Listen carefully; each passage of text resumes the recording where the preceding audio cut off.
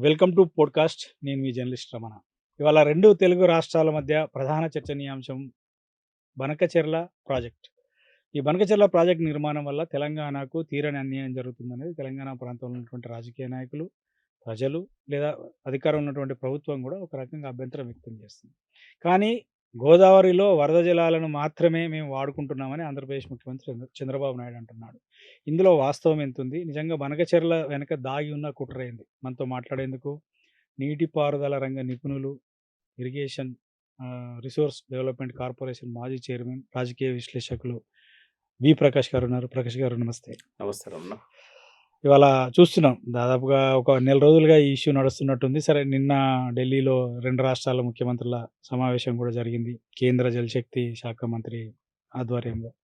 బనకచెర్ల ప్రాజెక్టుకు రేవంత్ రెడ్డి నేను వ్యతిరేకం అని చెప్తూనే నిన్న జరిగినటువంటి మీటింగ్‌లో మరి ఆయన పార్టిసిపేట్ చేశాడు. దానికి ఒక రకంగా అంగీకారం తెలిపిందనేటువంటి ఒక వార్తలు కూడా వస్తున్నాయి. అసలు బేసికల్‌గా ఏంటంటే బనకచెర్ల ప్రాజెక్టు వల్ల తెలంగాణకు ఎట్లా నష్టం? తెలంగాణ ఎగువన ఉన్నటువంటి రాష్ట్రం, ఆంధ్రప్రదేశ్ దిగువన ఉన్నటువంటి రాష్ట్రం. సో, దిగువన ఉన్నటువంటి రాష్ట్రం ఒక ప్రాజెక్ట్ కట్టుకుంటే ఎగువన ఉన్నటువంటి రాష్ట్రానికి నష్టం జరుగుతుందా? అసలు ఎట్లా నష్టం జరుగుతుంది? ముందుగా నిన్న జరిగింది పెద్ద కుట్ర. ఆయనే తెలంగాణ ప్రజల కళ్ళు కప్పడానికో, లేకపోతే ఇంకోటో కాదు. పక్కనున్న నీటిపారుదల శాఖ మంత్రి కళ్ళు కూడా కప్పాడు. ఉత్తమ్ కుమార్ రెడ్డిని అమాయకుడిని చేసి, అందరినీ బొల్తా కొట్టించే కుట్ర నిన్న చేశాడాయన. అంటే ఎప్పుడూ నేను మిస్‌గైడ్ గాను. కానీ నిన్న ఆయన బయటకొచ్చి మాట్లాడిన 2, 3 మాటలు విన్న తర్వాత, అరే! నేను కూడా అనుకున్నా. రేవంత్ రెడ్డి బనకచెర్ల గురించి చర్చే లేదన్నాడు. చర్చ చేయలేదంటాడు. తర్వాత తెలంగాణకు సంబంధించి అపరిష్కృతంగా ఉన్న చాలా డిమాండ్స్‌ను ఎజెండాలో పెట్టాడు. 13 అంశాలు. వాటి మీద సీఎస్ లెటర్ రాశాడు. ఉత్తమ్ కుమార్ రెడ్డి లెటర్ రాశాడు. ఇది ఒక ముందడుగని చెప్పేశాను నేను ఒక ఛానల్‌లో గూడా. బట్ తర్వాత 10:30 కల్లా ఆయనే రామానాయుడు గారు అంతకుముందు మాట్లాడింది నేను లేట్‌గా చూసా. ఏపీ ఇరిగేషన్ శాఖ ఆ! మంత్రి. ఆయన మాట్లాడిన దానిలోనేమో దాని మీద చర్చ జరిగింది. ఆహ్, బా దా ఈ బనకచెర్ల మీద. తర్వాత వీటన్నిటికి ఒక కమిటీ ఏస్తున్నాం. అలా బనకచెర్ల ఇష్యూ గూడా పెడుతున్నాం అని చెప్పి ఆయనే జెప్పాడు. తర్వాత ఈయనది ఇంకో స్టేట్‌మెంట్ వచ్చింది. కమిటీ ఎట్లా ఒప్పుకుంటే అట్లా మేము అన్నిటికి అంగీకరిస్తాం. మా వాళ్ళే గదా కమిటీ. ఇట్లా మాట్లాడాడు. అంటే రాత్రి అసలు నిద్ర పట్టలేదు. అరే! నన్ను గూడా మిస్‌గైడ్ జేశాడు. పక్కన ఉత్తమ్ కుమార్ రెడ్డిని మిస్‌గైడ్ జేశాడు. 3.5 కోట్ల తెలంగాణ ప్రజలను మిస్‌గైడ్ జేశాడు. మొత్తం మీడియాని మిస్‌గైడ్ జేశాడు. అంత ముందు రోజు అసలు మేము ఈ మీటింగ్‌కే పోవట్లేదు. మేము అయితే ఈ ముందు మీటింగ్‌ని బహిష్కరిస్తున్నట్టుగా ఒక లేఖ రాసినట్టు మీడియాకు లీక్ చేశాడు. బహిష్కరిస్తున్నాడు. లేఖ రాసినట్టు లీక్ చేశాడు. అంటే మేము ఈ మీటింగ్‌కి వెళ్ళట్లేదు అని. హ్మ్. వచ్చింది. అన్ని అయితే పత్రికల్లో నిన్న వచ్చింది. ఆయన మాటలకు, ఆయన చేతలకి, ఆంధ్ర ఇరిగేషన్ మినిస్టర్ చెప్పిన దానికి, ఈయన చెప్పిన దానికి, అందులో పెట్టిన 13 అంశాలు, అందులో మాట్లాడిన అంశాలు, ఇవన్నీ అనలైజ్ చేసుకొని చూసినప్పుడు పెద్ద కుట్రకు తెరదీశాడు. అంటే రేవంత్ రెడ్డి అనేవాడు చంద్రబాబుకు ఒక గులాంగా పనిచేస్తున్నాడు తప్ప తెలంగాణ ప్రజల మీదనో, తెలంగాణ నదుల మీదనో, తెలంగాణ నీటిపారుదల విషయాలనో ఆయనకు ప్రేమ లేదు. ఏనాడు కూడా ఈ ప్రయోజనాలను ఆయన పట్టించుకోవట్లేదు. అంటే మొదటి నుంచి తెలంగాణ ప్రజలు భయపడుతున్నట్టుగానే లేదా ఆందోళన చెందుతున్నట్టుగానే రేవంత్ రెడ్డి అనే వ్యక్తి చంద్రబాబు నాయుడు యొక్క ఏజెంటా?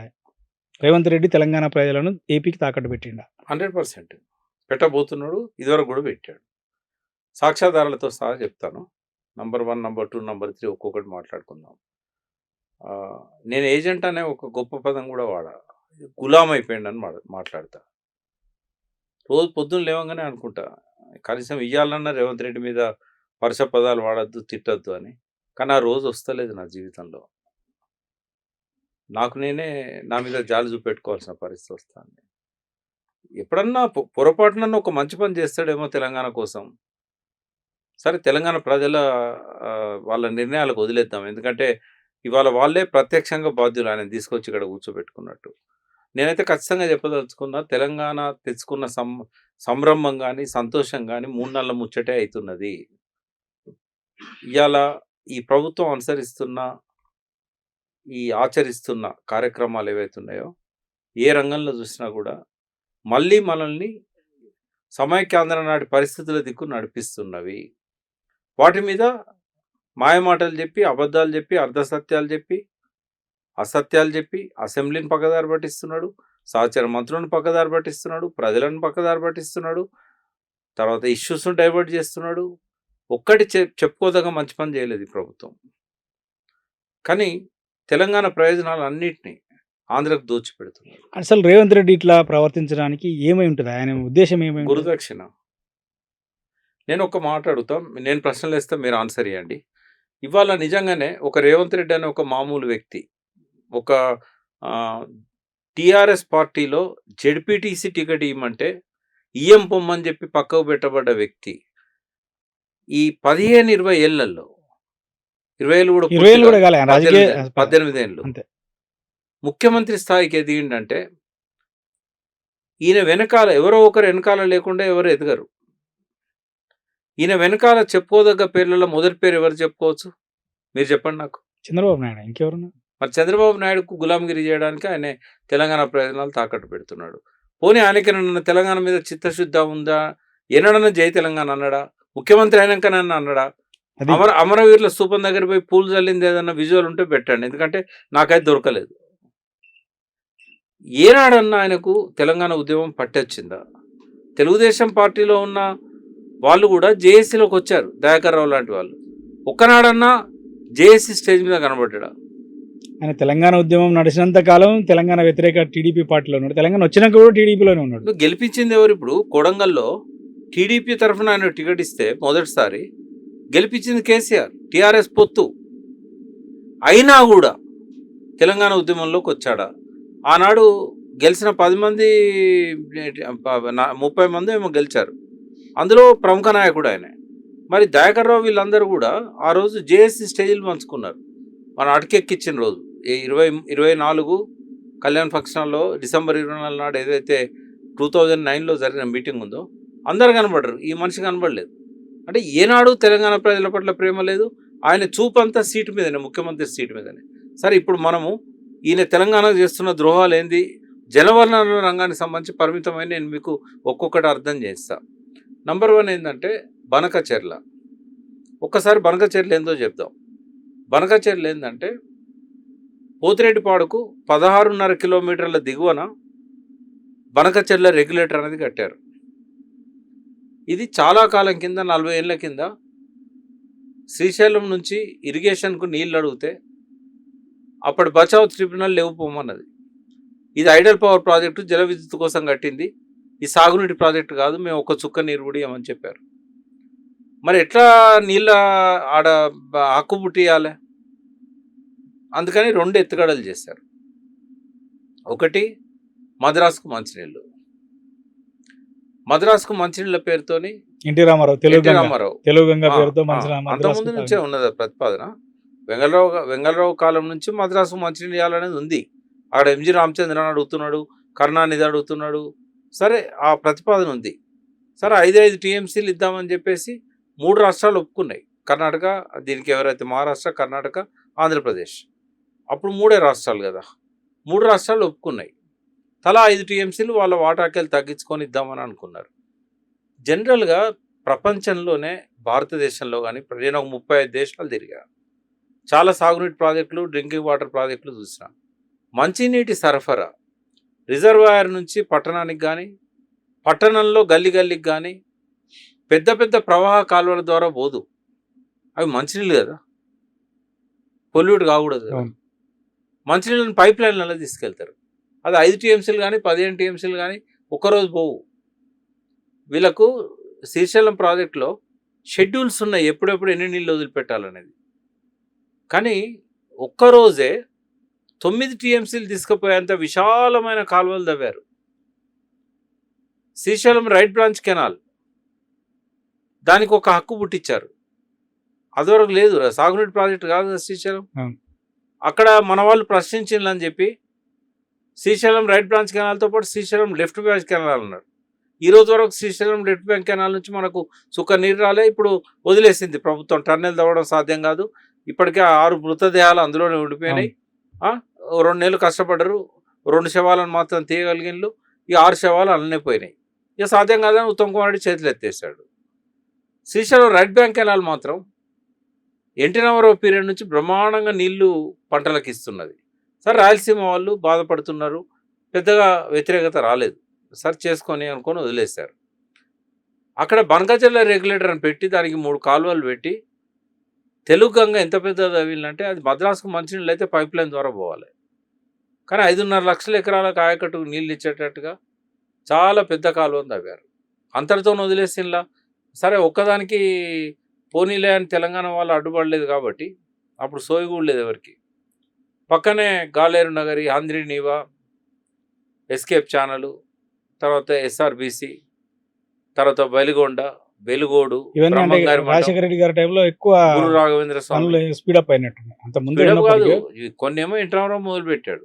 ఎన్టీ రామారావు దగ్గర శ్రీరామకృష్ణ అని ఒక అడ్వైజర్ ఉండే. అయితే ఇవన్నీ అప్పుడు స్టార్ట్ చేశారు. వాటికి ఈ ఎప్పటికీ నీళ్లు వచ్చేటట్టుగా ఏర్పాటు చేసింది రాజశేఖర రెడ్డి. పక్కన 6గురిని టీఆర్ఎస్ మంత్రులను పెట్టుకొని ఇది వైలేట్ చేసి ఆయన ఒకవైపు ప్రాణహిత చేయాలని అంటూనే ఇక్కడ తెలంగాణ వాళ్ళను ఉద్యోగిస్తూ వీళ్ళు మాట్లాడకుండా చేస్తూ ఆయన చేయాల్సిందంతా ఆయన చేసేసుకున్నారు. అది కూడా ఒక కారణం రిజైన్ చేయడంలో. టీఆర్ఎస్ మంత్రులు 6గురు రిజైన్ చేయడంలో 6 కారణాలు ఉన్నాయి. 6 ఈ పోలో ఇది మన ప్రాణహిత చేయాలనే పోతిరెడ్డిపాడుది ఒక మెయిన్ కారణం. అది కూడా ఒక మెయిన్ కారణం. ప్రాణహిత చేవెళ్ళది ఇంజనీర్ సందర్భం రిక్వెస్ట్ చేస్తే పెట్టాడు. అది భ్రమలో పెట్టడం. భ్రమలో తెలంగాణ కూడా ఒక పెద్ద Yes. ప్రాజెక్ట్ ఏదో అట్లా కడతారు. జలయజ్ఞంలో చాలా పెట్టాడు. ఇప్పుడు శ్రీరామ్ సాగర్ రైట్ బ్యాంక్ కెనాల్కు నీళ్ళు రావని తెలిసి కూడా ఎస్ఆర్ఎస్పి ఎక్స్టెన్షన్ ప్రాజెక్టు అంటే ఫేజ్ 2 అవును. వరదన పెడదాకా ఫస్ట్ ఫేజే నీళ్లు పోతలేవు. హుజరాబాద్ దగ్గరనే ఆగిపోతాయి. వరంగలే టచ్ చేస్తలేవు. మా అంటే ధర్మసారకు మంచినీళ్ళ కోసం పోతాయి. దాన్ని వర్ధనపేట నుంచి మళ్ళీ ఎక్కడెక్కడ తీసుకుపోయిండు ఆయన. తుంగతూరు దాకా తీసుకుపోయిండు, అటు మానేరు దాకా, ఇటు మా డోర్నకల్ దాకా. అంటే కేవలం కాంట్రాక్టర్లకు మొబిలైజేషన్ అడ్వాన్స్లు ఇచ్చుడు తీసుకోవడం. అంటే వాళ్ళకి ఏమైపోయిందంటే తెలంగాణ బలహీనతలు ఆసరా చేసుకొని కాలువలు తవ్వుతున్నాం అని చెప్పి నీళ్ళు రాని కాలువలు తవ్వి నీళ్ళ కోసం ఏర్పాటు చేయకుండా కాంట్రాక్టర్ల దగ్గర అడ్వాన్సులు ఇచ్చి 10% వాళ్ళ పబ్బం గడుపుకున్నారు. ఎలక్షన్లో ఫండ్ వసూలు చేసుకున్నారు. సరే ఇప్పుడు ఇష్యూ వస్తే బనకచెర్ల దగ్గరకు వచ్చినప్పుడు బనకచెర్ల రెగ్యులేటర్ అనేది పోతిరెడ్డిపాడు కింద ఉన్నది 16.5 కిలోమీటర్లు. అక్కడికి తీసుకపోతే వాళ్ళ లాభం ఏంటంటే డైరెక్ట్ కండలేరు సోమశిల దాకా తీసుకుపోవచ్చు. పెన్నా ఆయకట్టు అంతా కూడా దీంతో పెన్నా నదిలో నీళ్ళు లేవు. 97 టీఎంసీ దాని టోటల్ అవైలబుల్ వాటరే 97 టీఎంసీ. ఈ గ్లోబల్ వార్మింగ్ వల్ల వర్షాలు పడకపోవడం వల్ల అవి కూడా రావట్లేదు. కాబట్టి పెన్నా బేసిన్ ఆయకట్టుకంతా కూడా నీళ్ళు ఇవ్వాలని, అవసరమైతే కేసీ కెనాల్లో కూడా ఈ నీళ్ళే పంపాలని కృష్ణా వాటర్. ఎస్ఆర్బిసి కృష్ణా జలాల మీద హక్కు పుట్టించారు 19 టీఎంసీలు.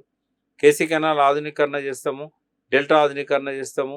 ఆవిరి నష్టం శ్రీశైలం 33 టీఎంసీలు ఉన్నాయి, అవన్నీ అవసరం లేదు. 11 టీఎంసీలు మాకు ఇచ్చారు, అవి అవసరం లేదు అని ఇవన్నీ లెక్కలు చెప్పి అలాగే 19 టీఎంసీలు పుట్టించారు. తెలంగాణ వాళ్ళు ఎక్కడ అభ్యంతరం పెడతారో అని భీమా ప్రాజెక్టుకు ఇంకొక 20 టీఎంసీలు, ఇక్కడ 19 ఇచ్చారు. భీమాకు ఒక 20 నికర జలాలకు వెళ్ళి ఇస్తున్నాం. ఇవేమో కృష్ణా డెల్టా కాలువల ఆధునీకరణ చేసి ఇస్తామని చెప్పారు. ఎప్పటికప్పుడు మన వాళ్ళకు ఫ్రస్ట్రేషన్ రాకుండా ఇట్లా వేసుకుంటూ ఏదో చేసినట్టు పోతిరెడ్డిపాడు వాస్తవంగా 1150 క్యూసెక్ల కోసం మద్రాసుకు మంచినీళ్ళు వేయడానికి డిజైన్ చేశారు. తర్వాత 11,500కు పెంచారు. తర్వాత రాజశేఖర రెడ్డి గారు వచ్చినాక రోజుకు ఒక టీఎంసీ అన్నాడు 11,500 అంటే. మరి సరిపోదని చెప్పి ఏం చేశాడు ఆయన, రిపోర్ట్లనేమో ఇది శిథిలం అయిపోయింది, దీనికి ప్రత్యామ్నాయంగా ఇంకోటి కడుతున్నాం అని చెప్పి రోజుకు 4 టీఎంసీలు తీసుకుపోవడానికి అధికారికంగా 44,000 క్యూసెక్కులు, అనధికారికంగా 55,000 క్యూసెక్కులు. రోజుకు 4 టీఎంసీలు పక్కన కట్టిల్లు పెద్దది. తర్వాత ఇది సరిపోదని రాజశేఖర రెడ్డి కొడుకు జగన్ వచ్చి, ఎందుకంటే లెవెల్స్ అది తీసుకుపోవాలంటే హయ్యర్ లెవెల్లో వాటర్ ఉండాలి. 834 టీఎంసీ 841 దగ్గర పెట్టారు పోతిరెడ్డిపాడు తీసుకుపోవడానికి. 797 అంటే డెడ్ స్టోరేజ్లోకి వెళ్ళి నీళ్ళు తీసుకుపోవడానికి రాయలసీమ ఎత్తిపోతల పథకం పెట్టాడు. ఈ అన్నిటికి కలిపి మలయాళ దగ్గర, ముచ్చుమారి దగ్గర డెడ్ స్టోరేజ్లోకి వెళ్ళి 802 లెవెల్ నుంచి తీసుకుపోవడానికి పెట్టారు. దాని 885 శ్రీశైలం ఎఫ్ఆర్ఎల్. వరద నీరు అని ఎప్పుడు అంటామంటే వీళ్ళు ఈ ప్రాజెక్టులన్నీ కూడా హైడ్రాలజీ క్లియరెన్స్ లేదు, నికర జలాలు లేవు. వరద వచ్చినప్పుడు తీసుకుపోయి నింపుకుంటాం, సముద్రంలో పోయేటియే కదా అని. వరద ఎప్పుడు అంటారంటే 885 లెవెల్లో వాటర్ వచ్చి శ్రీశైలం అలుగుదునికి నాగార్జునసాగర్లో పడి 590 దగ్గర నాగార్జునసాగర్లో నీళ్ళు వచ్చి అది కూడా అలుగుబడి పులిచింతలో పోయి పులిచింతలో కూడా అలుగుబడి ప్రకాశం బ్యారేజ్ పోయి ప్రకాశం బ్యారేజ్ దగ్గర నుంచి సముద్రంలో పోయినప్పుడు ఇక్కడ వాళ్ళు పోతిరెడ్డిపాడు ద్వారా తీసుకుపోవాలి. లెవెల్ ఉన్నా కూడా 841 లెవెల్లో నీళ్లు ఉన్నా కూడా వాళ్ళు తీసుకుపోవాల్సిన అప్పుడు అది వరద జలాలలో అది మిగులు వరద జలాలు. జల్లాలు 841 దగ్గర తీసుకుపోవాల్సింది ఎక్కడ? ఎస్ఆర్బిసికి, మద్రాసుకు మంచినీళ్లకు. బట్ ఏం చేస్తున్నారు? 797 రాయలసీమ ఎత్తిపోతల పథకం, 798 దగ్గర ముచ్చుమర్రి, 802 దగ్గర మల్యాల. డెడ్ స్టోరేజ్ వచ్చి 810 పైన ఉంటుంది. అంటే డెడ్ స్టోరేజ్లో కూడా ఒక కాలువ తవ్వి అంటే అందులో ఎక్కడో ఒక చుక్క నీరున్నా కూడా దాని నుంచి అడుగు పోయేటట్టుగా. పొడుగు నీళ్ళను కూడా లిఫ్ట్కు అందడానికి కాలువలు తవ్వారు. ఆ కాలువలు తవ్వి అక్కడ పంపింగ్ పెట్టారు. వాటన్నింటిని తీసుకుపోయి ఎత్తిపోసుకుంటుండ్రు. చుక్క నీరు రాగానే ఎత్తుకపోతారు. ఏనాడు రేవంత్ రెడ్డి దీని మీద మాట్లాడాడు, ప్రశ్నించాడు. ఇట్లా జరుగుతూ వచ్చింది. అసలు రేవంత్ రెడ్డికి బేసిన్ల మీద అవగాహన లేదు. లేదు, బనకచెర్ల ఎక్కడని అడిగిండు, దేవాదులు ఎక్కడ దేవాలయం అడిగిండు, ఎక్కడ? గద్వాల అరుణ ఈ ఏమేం కలుతాయి గోదావరిలో అంటే ఇంద్రావతి పెన్నా అని చెప్పిండు. ఇది రేవంత్ రెడ్డి. ఏదో అది ఒక ముఖ్యమంత్రిగా రమణ గారు, అనుకున్నటువంటి జ్ఞానం. నేనేమంటున్నా అంటే ముఖ్యమంత్రి అయిన తర్వాత గతంలో నాలెడ్జ్ లేదు కాబట్టి వెంటనే తెలవాలని కూడా నేను అన్నా. కానీ సంవత్సరంన్నర అయింది, నేర్చుకోవచ్చు కదా. ఇప్పుడు దేవాదుల మీరు అన్నట్టు సంవత్సరాలు అయిన తర్వాత నేర్చుకోవాలి. ముఖ్యమంత్రి హోదాలో ఒక రివ్యూ మీటింగ్ పెడుతున్నప్పుడు కనీసం అధికారుల ద్వారా ఇన్పుట్స్ తీసుకొని రావాలి కదా. ఆ మీటింగ్ లోనే ఇంకోటి అట్లా తన తెలివితక్కువతనాన్ని మైక్లో చెప్తాడా? ఆమె అడిగింది బాగానే ఉంది, గద్వాల అరుణ ఇలా గోదావరిలో ఏం నదులు కలుతాయంటే ఇంద్రావతి పెన్నా అని చెప్పాడు. ఇక ఉత్తమ్ కుమార్ రెడ్డి ఏమో దేవాదులు ఎక్కడదని అన్నాడు. ఆయన దేవాదులు ఎక్కడదని ఆయన అడిగిండు. ఇక్కడే దేవాదులు ఉందా అని ఈయన అడిగిండు. ఎట్లా ఉంటుంది? వీళ్ళ అడ్వైజర్ బనకచెర్ల ఎక్కడ ఉందంటే ఆయన ఏదో జిల్లా పేరు చెప్పిండు. ప్రకాశం జిల్లా అన్నాడు ఆయన. ఆదిత్యనాథ్ దాస్. ఆదిత్యనాథ్ ఆయన ఆంధ్రప్రదేశ్ లో పనిచేసి వచ్చిండు, సీనియర్ ఐఏఎస్ మరి ఇట్లా ఈ ఆఫీసర్. ప్రాజెక్టుల గురించి సోయలేని వాళ్ళు మనకి ఏం న్యాయం చేస్తారు? సరే, ప్రాక్టికల్ గా చెప్తాం. బనకచెర్ల అనేది ఏంటంటే ఆ బనకచెర్ల దగ్గరికి నీళ్లను ప్రకాశం బ్యారేజ్ ద్వారా తీసుకుపోవాలి. పోలవరం నుంచి కాలువల ద్వారా మన ప్రకాశం బ్యారేజ్కి రావాలి. ఇప్పటికే తాడిపూడి తీశారు, తర్వాత ప్యారలల్ కెనాల్ తీశారు, ఇప్పుడు ఆ కెనాల్ను వైడెన్ చేశారు. సో రోజుకొక 3 టీఎంసీలు మినిమం పోలవరం నుంచి ప్రకాశం బ్యారేజ్కి రావాలి. ప్రకాశం బ్యారేజ్ నుంచి 7 లిఫ్ట్ల ద్వారా 6 లిఫ్ట్ల ద్వారా 6 లిఫ్ట్లు రిజర్వాయర్ పోవాలి, బొల్లేపల్లి రిజర్వాయర్. ఇది ప్రకాశం జిల్లాలో మాచర్ల ఏరియా అంటున్నారు. ప్రకాశం బ్యారేజ్ నుంచి మళ్ళీ 3 లిఫ్ట్లు, ఒక సొరంగం. ఆ సొరంగం ఎంత గొప్ప సొరంగం అంటే నల్లమల వైల్డ్ లైఫ్ శాంక్చురీలో ఒకటే స్ట్రెచ్ ఎస్ఎల్బిసి ఎట్లయితే తీశారో మాతో కాదని చేతిలో ఎత్తేసారు. సేమ్ టైప్ సొరంగం మళ్ళీ ఎట్లా అనుమతిస్తారు? మధ్యలో ఎక్కడ ఆడిట్ సెక్షన్ ఉండదు మట్టి తీయడానికి. లోపల ఏమన్నా స్టకప్ అయిందంటే ఇదే గతి పడుతుంది మళ్ళీ. ఆ సొరంగము 3 లిఫ్ట్లు అవతల, 9 లిఫ్ట్లు, 6 లిఫ్ట్లు ఇవతల. ఇప్పుడు ఇవన్నిటికీ కరెంట్ ఖర్చు కాదా? మరి కాళేశ్వరంలో కరెంట్ ఖర్చు అవుతుంది అన్నారు కదా, వాటి కరెంట్ ఖర్చు కాదా? కాళేశ్వరం ఏమో స్టాప్ గ్యాప్ అరేంజ్మెంట్. పైనుంచి శ్రీరామ్ సాగర్లో వరద రానప్పుడు, వర్షాలు రానప్పుడు టెంపరీగా లిఫ్ట్ చేసుకోవడానికి కాళేశ్వరం. అంటే 120 డేస్ పంటకాలం ఉంటే ఓ 30 రోజుల కోసమో 20 రోజుల కోసమో లిఫ్ట్ చేసుకోవడానికి పెట్టారు. బట్ ఇక్కడ 120 రోజులు పంటకాలం మొత్తం లిఫ్ట్ చేయాల్సిందే. 9 లిఫ్ట్లు పనిచేయాలి, సొరంగం పనిచేయాలి. ఎంత ఎక్స్పెన్సివ్ అవుతుంది? అందుకే ఆంధ్రాలోనే బనకచెర్లకు వ్యతిరేకత వచ్చింది. ఈ పోలవరం నుంచి ప్రకాశం బ్యారేజ్ ద్వారా లిఫ్ట్ల ద్వారా 9 లిఫ్ట్లు సొరంగం ద్వారా బనకచెర్ల పోయిన తర్వాత అక్కడ నుంచి రాయలసీమకు కండలేరు, సోమశిల అవన్నీ నింపుకొని ఆ ప్రాజెక్టులకు అన్నిటికీ. ఇప్పుడు చాలా మంది చేస్తున్న వాదన ఏంటంటే దిగువన ఆంధ్రప్రదేశ్ రాష్ట్రం ఉంది, ఎగువన తెలంగాణ ఉంది. సరే, వాళ్ళు ఏదో మేము వరద జలాలలో మిగిలిపోతున్న వృధాగా పోతున్న నీళ్ళని వాడుకుంటున్నాం అంటున్నారు. కానీ తెలంగాణ వాళ్ళు ఎందుకు అభ్యంతరం చెప్తున్నారు అనేది అవి వరద జలాలు కాదు, అవి తెలంగాణ నికర జలాలు.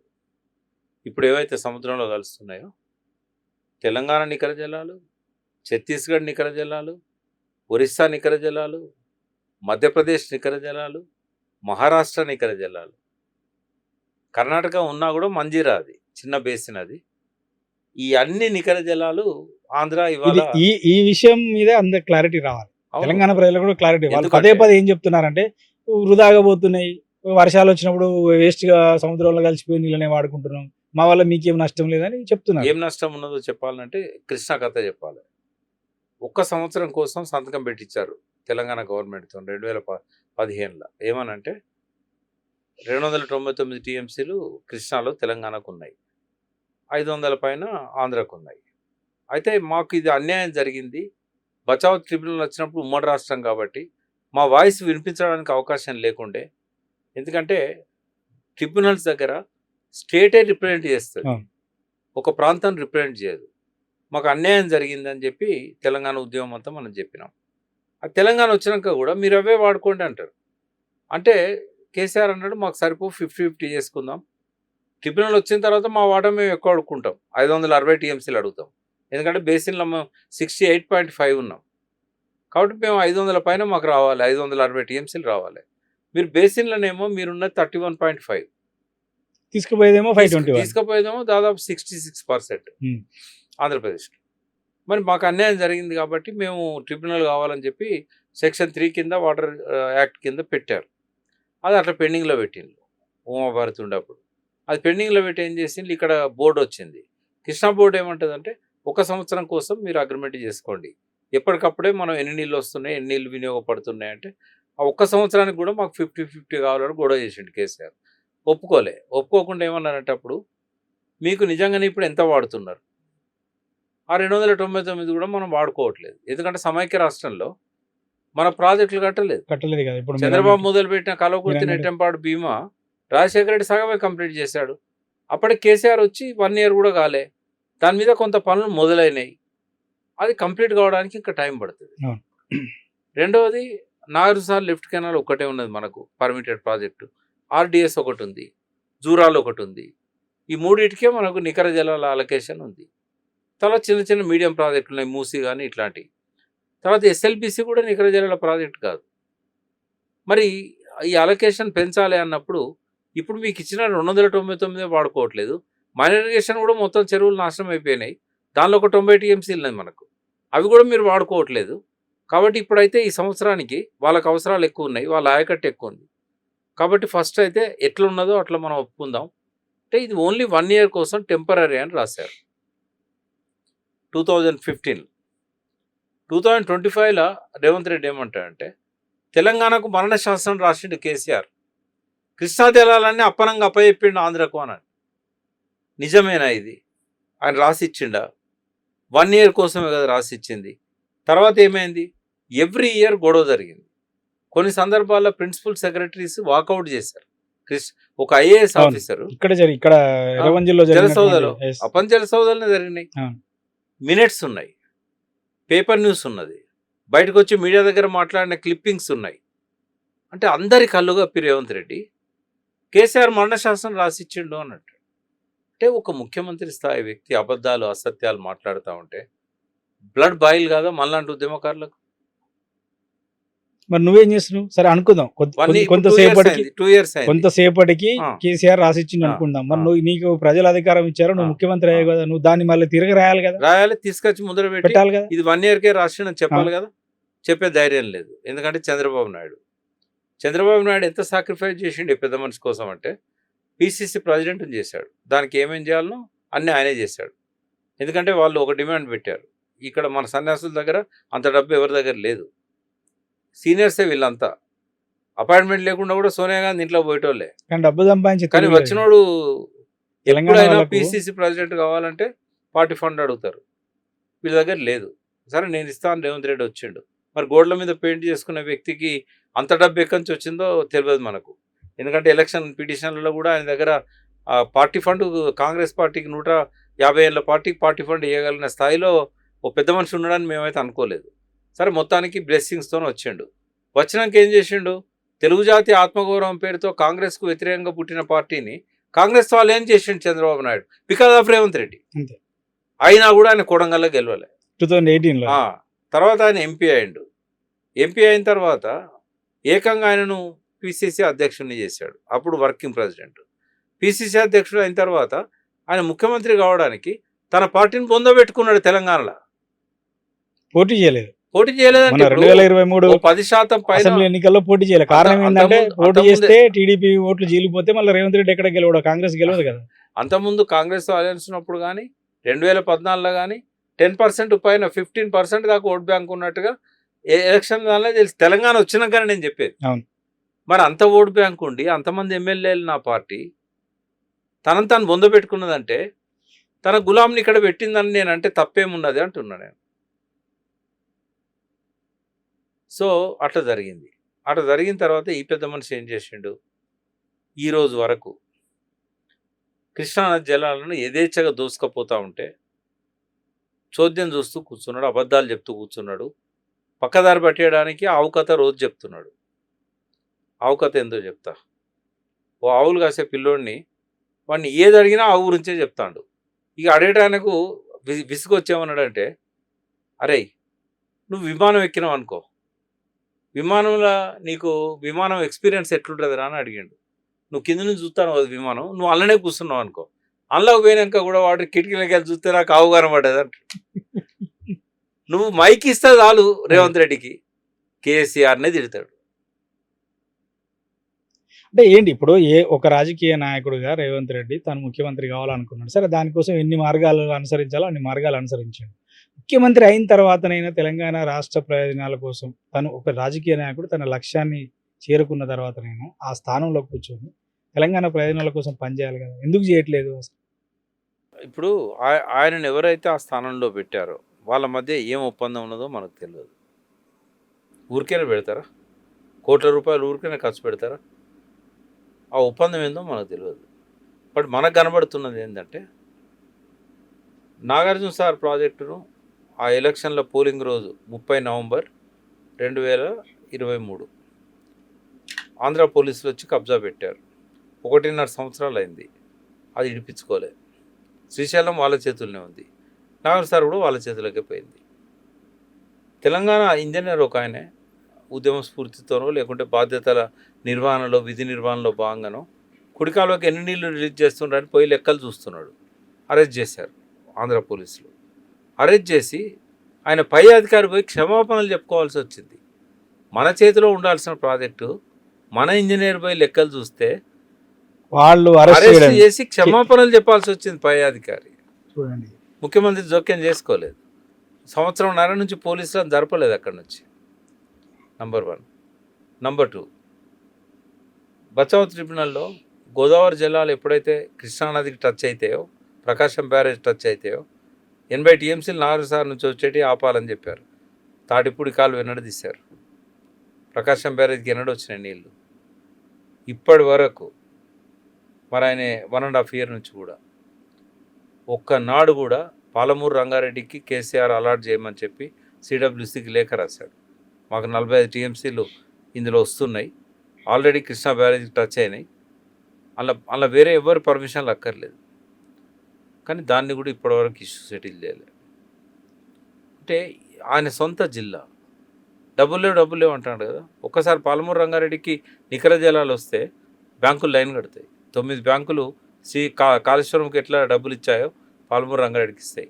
కేసీఆర్ అష్ట కష్టాలు పట్టి రాష్ట్ర బడ్జెట్ నుంచి 35,000 కోట్లు ఖర్చు పెట్టి రిజర్వాయర్లు తవ్వాడు, పంపులు పెట్టాడు, సిస్టమ్స్ అంతా రెడీ చేశాడు. మిగిలిన డబ్బు కోసం అది నికర జలాలు వస్తే డబ్బులు అవే వస్తాయి, అది చేయలేదు. పక్కన ఇప్పుడు మే 25 నుంచి పోతిరెడ్డిపాడు నుంచి పంపులు ఆంధ్రేని, మల్యాల, ముచ్చుమర్రి వీటన్నిటి నుంచి నీళ్ళని యథేచ్ఛగా ఎత్తుకపోతూ ఉంది రాయలసీమ. శ్రీశైలం నిండింది, గేట్లు వదిలిండ్లు, కానీ మన వాళ్ళకు సోయలేదు. మన పంపులు ఆన్ చేయలే, కల్లకుర్తి ఆన్ చేయలేదు, నెట్టెంపాడు ఆన్ చేయలేదు, భీమా ఆన్ చేయలేదు, కనీసం విద్యుత్ ప్రొడక్ట్ కోసం ఆన్ చేసిన అట్లీస్ట్ చేయలేదు. అంటే శ్రీశైలం నుంచి నీళ్ళు పోతాయి కిందికి, ఎందుకంటే ఫుల్ అయింది కాబట్టి. కానీ వెనక నుంచి వీళ్ళు ఎత్తుకపోయిన్లు రాయలసీమ వాళ్ళు ఎప్పుడు ఎత్తుకపోవాలి, పులిచింతల వలుగుపడ్డప్పుడు ఎత్తుకపోవాలి. కానీ ఏం చేశారు, నీళ్ళు వచ్చినట్టుగా మే 25 నుంచే వాళ్ళు ఎత్తుకపోతూ ఉన్నారు. ఇప్పుడు 40 రోజులు పైన అయింది. మొన్న పోయి పంపులు ఆన్ చేశారు కలవకుర్తిలో. నాట్లు వేసుకుందామంటే నీళ్ళు లేవు. కేసీఆర్ గారు ఉన్నప్పుడు వాళ్ళు ఎట్లా లిఫ్ట్ చేసిందో ఈయన అట్లా లిఫ్ట్ చేసి చెరువులు నింపేది, వాగులు నింపేది. వాగుల ద్వారా పొలాలకు పోతుండేది అవి. అంటే ఎక్కడెక్కడ చెక్ డ్యాములు, పంపులు, మోటార్లు. బట్ ఆ సోయే లేదు. అంటే ఒక ముఖ్యమంత్రి స్థానంలో కూర్చొని కూడా రాష్ట్ర ప్రయోజనాల గురించి రేవంత్ రెడ్డి ఆలోచించలేకపోతున్నాడా? లేదా రేవంత్ రెడ్డిని ఆలోచించకుండా ఆయన రాజకీయ గురువు చేస్తున్నాడా? లేకపోతే అసలు తెలంగాణ రాష్ట్ర ప్రజల ప్రయోజనాలు రేవంత్ రెడ్డికి అవసరం లేదా? తనకు పదవి ఉంటే చాలా. ఇప్పుడు ఒక చెరువు మీద ఒక దొర ఏం చేస్తాడంటే ఒక జీతగాన్ని పెట్టుకుంటాడు. ఆ జీతగాడు దొర పొలానికి నీళ్ళు ఇస్తాడా, ఊరు మొత్తానికి ఇస్తాడా? ఈ భాషలో చెప్తే మన తెలంగాణ జనానికి అర్థమవుతుంది. చంద్రబాబు పెట్టుకున్న ఇప్పుడే చూద్దాము. బనకచెర్ల గురించి కొంత నేను చెప్పాను. అయితే బనకచెర్ల వల్ల ఏం నష్టం అనేది అడిగావు. బనకచెర్లలో పోయేటి వృధా జలాలు కాదు, అవి నికర జలాలు. మనం 968 టీఎంసీలు వాడుకునే కాడ 450 కూడా వాడుకుంటలేము. అవును. ఎందుకు అంటే మనకు వారదా ప్రాజెక్టులు 20 టీఎంసీలు అడ్డుపడ్డాడు చంద్రబాబు నాయుడు. వారదా ప్రాజెక్టు పైన ఎక్కడో ఉంటుంది. అవి మన నీళ్లు, మనం వాడుకోవాలి. ఆ నీళ్ళను రానియకుండా ఆ సిడబ్ల్యూసీలో తొక్కిపెట్టాడు. ఇప్పటికాడనే అనుమతి లేకుండా 2.5 సంవత్సరాల నుంచి ఉన్నది. రేవంత్ రెడ్డి ఎన్నడూ పోయి అడగలేదు. ఆదిలాబాద్లో బీజేపీకి వచ్చినాయనుకోండి సీట్లు మరేందో కానీ ఆడ 2 లక్షల ఎకరాలకు నీళ్ళు ఇచ్చాకాడ ఇప్పటివరకు ఇవ్వలేదు. సెకండ్ పాయింట్, కింద కాళేశ్వరం 30 టీఎంసీకి 30,000 కోట్లతో పనులన్నీ అయిపోయినాయి. అనుమతి ఇవ్వమని కేసీఆర్ అడిగితే ఈరోజు వరకు ఆడ అనుమతి ఇవ్వద్దని చెప్పి లెటర్ పెట్టి ఆపాడు. మళ్ళీ కిందికి వచ్చినాక సమ్మక్క బ్యారేజ్ పూర్తయింది, కానీ దానికి ఛత్తీస్గఢ్ నుంచి ఎన్ఓసి ఇవ్వమంటే ఇస్తలేడు. అంతా 50-100 ఎకరాలు కూడా మునుగుతలేదు ఆడ.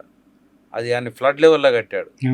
అంతకుముందు రాజశేఖర రెడ్డి కొంచెం కింద ఆ తుపాకులో కూడా కింద ఆయనే దానికోసం ఒక పైలాన్ కట్టాడు. ఎప్పుడు 2009 ఎలక్షన్ల కంటే కొంచెం ముందు ఆడ కడదామన్న ప్రాజెక్టును కేసీఆర్ పైకి జరిపాడు. ఎందుకంటే అక్కడ ముంపు ఎక్కువ ఉన్నది, ఇక్కడైతే బాగుంటుందని. ఈ ఛత్తీస్గఢ్లో ముంపు ఎంత ఉన్నదంటే అంత 50-100 ఎకరాలు కూడా లేదు. దానికి కూడా ఎన్ఓసి వాళ్ళు ఇవ్వకుండా చంద్రబాబు ఆపిండు.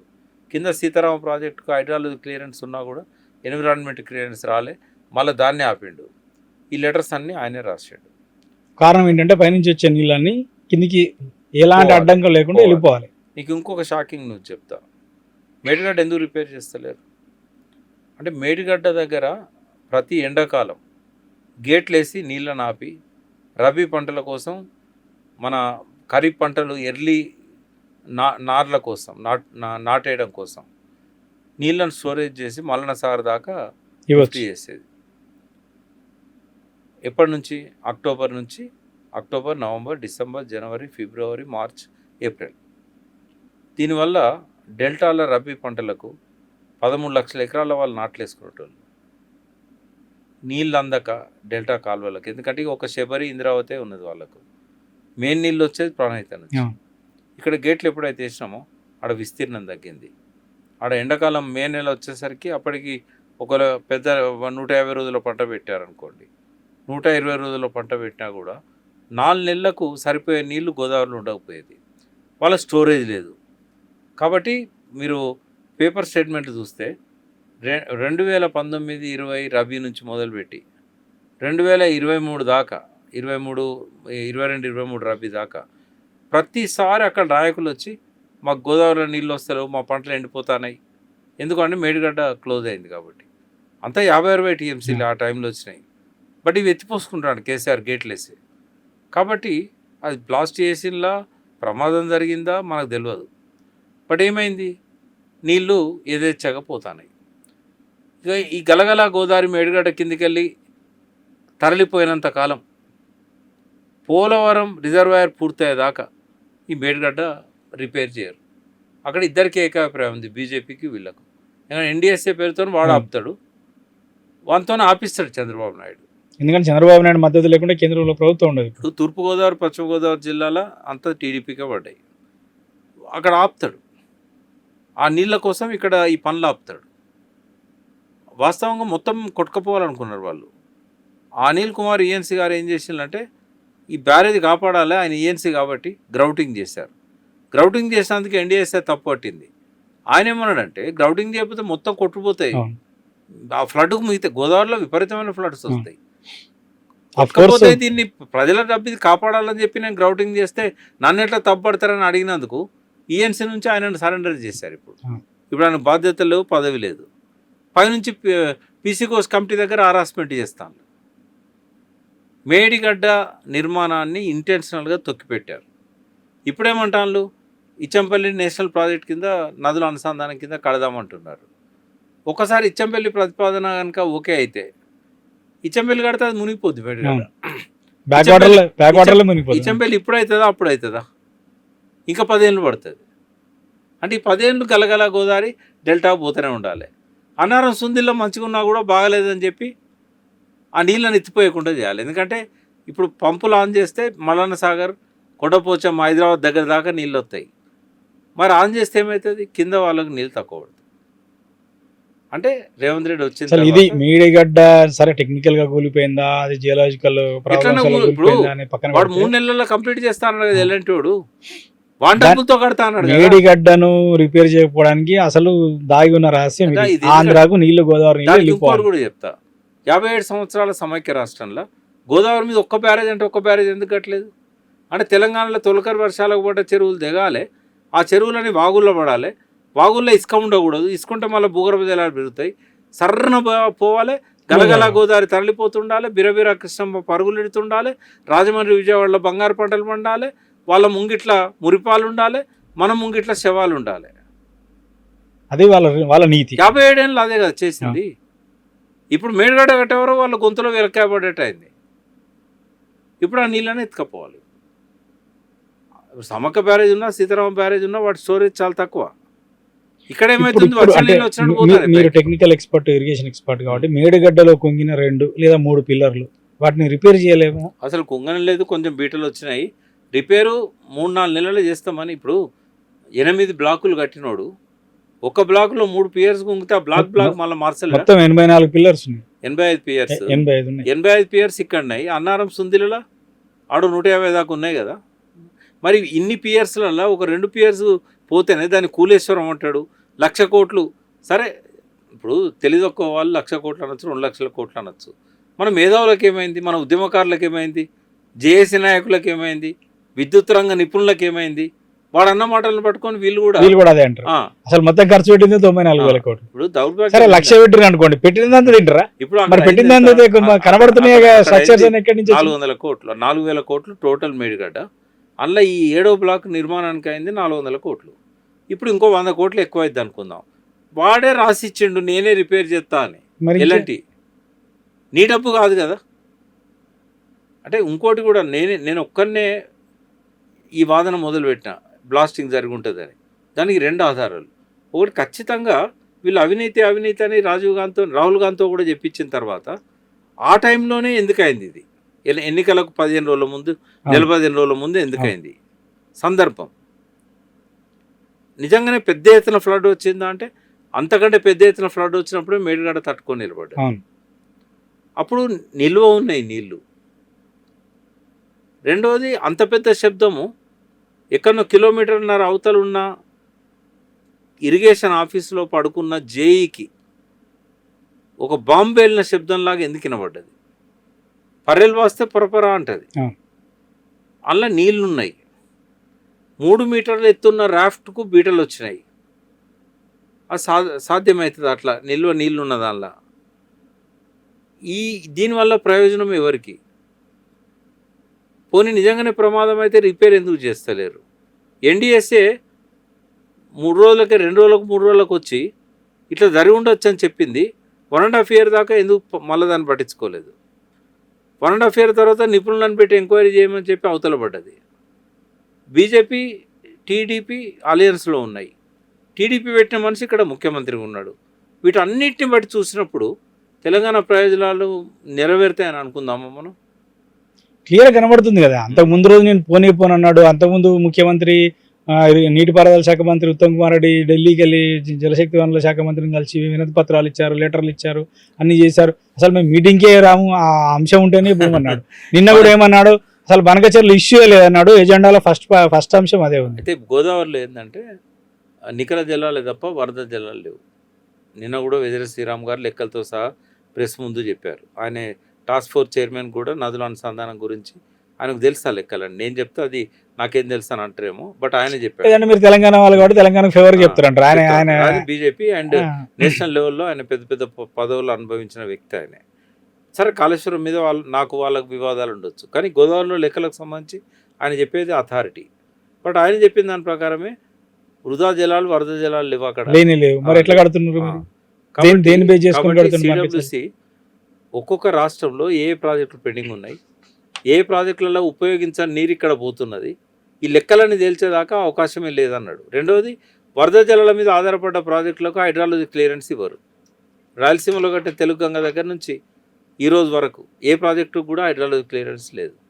అయితే మనకేం నష్టము అని అంటే, ఈ నీళ్ళను వాళ్ళు అలయన్స్లో ఉన్నారు. వాళ్ళు అలయన్స్లో ఉన్నప్పుడు మోడీ మీద చంద్రబాబు నాయుడు ఒత్తిడి ఉంటుంది కాబట్టి రేపు ఏదో ఒక పద్ధతిలో వాళ్ళు క్లియరెన్స్ తెచ్చుకున్నారనుకోండి, మనకి భవిష్యత్తులో మన ప్రాజెక్టులకు కేటాయించిన నీళ్లను వాడుకునే అవకాశం ఉండదు.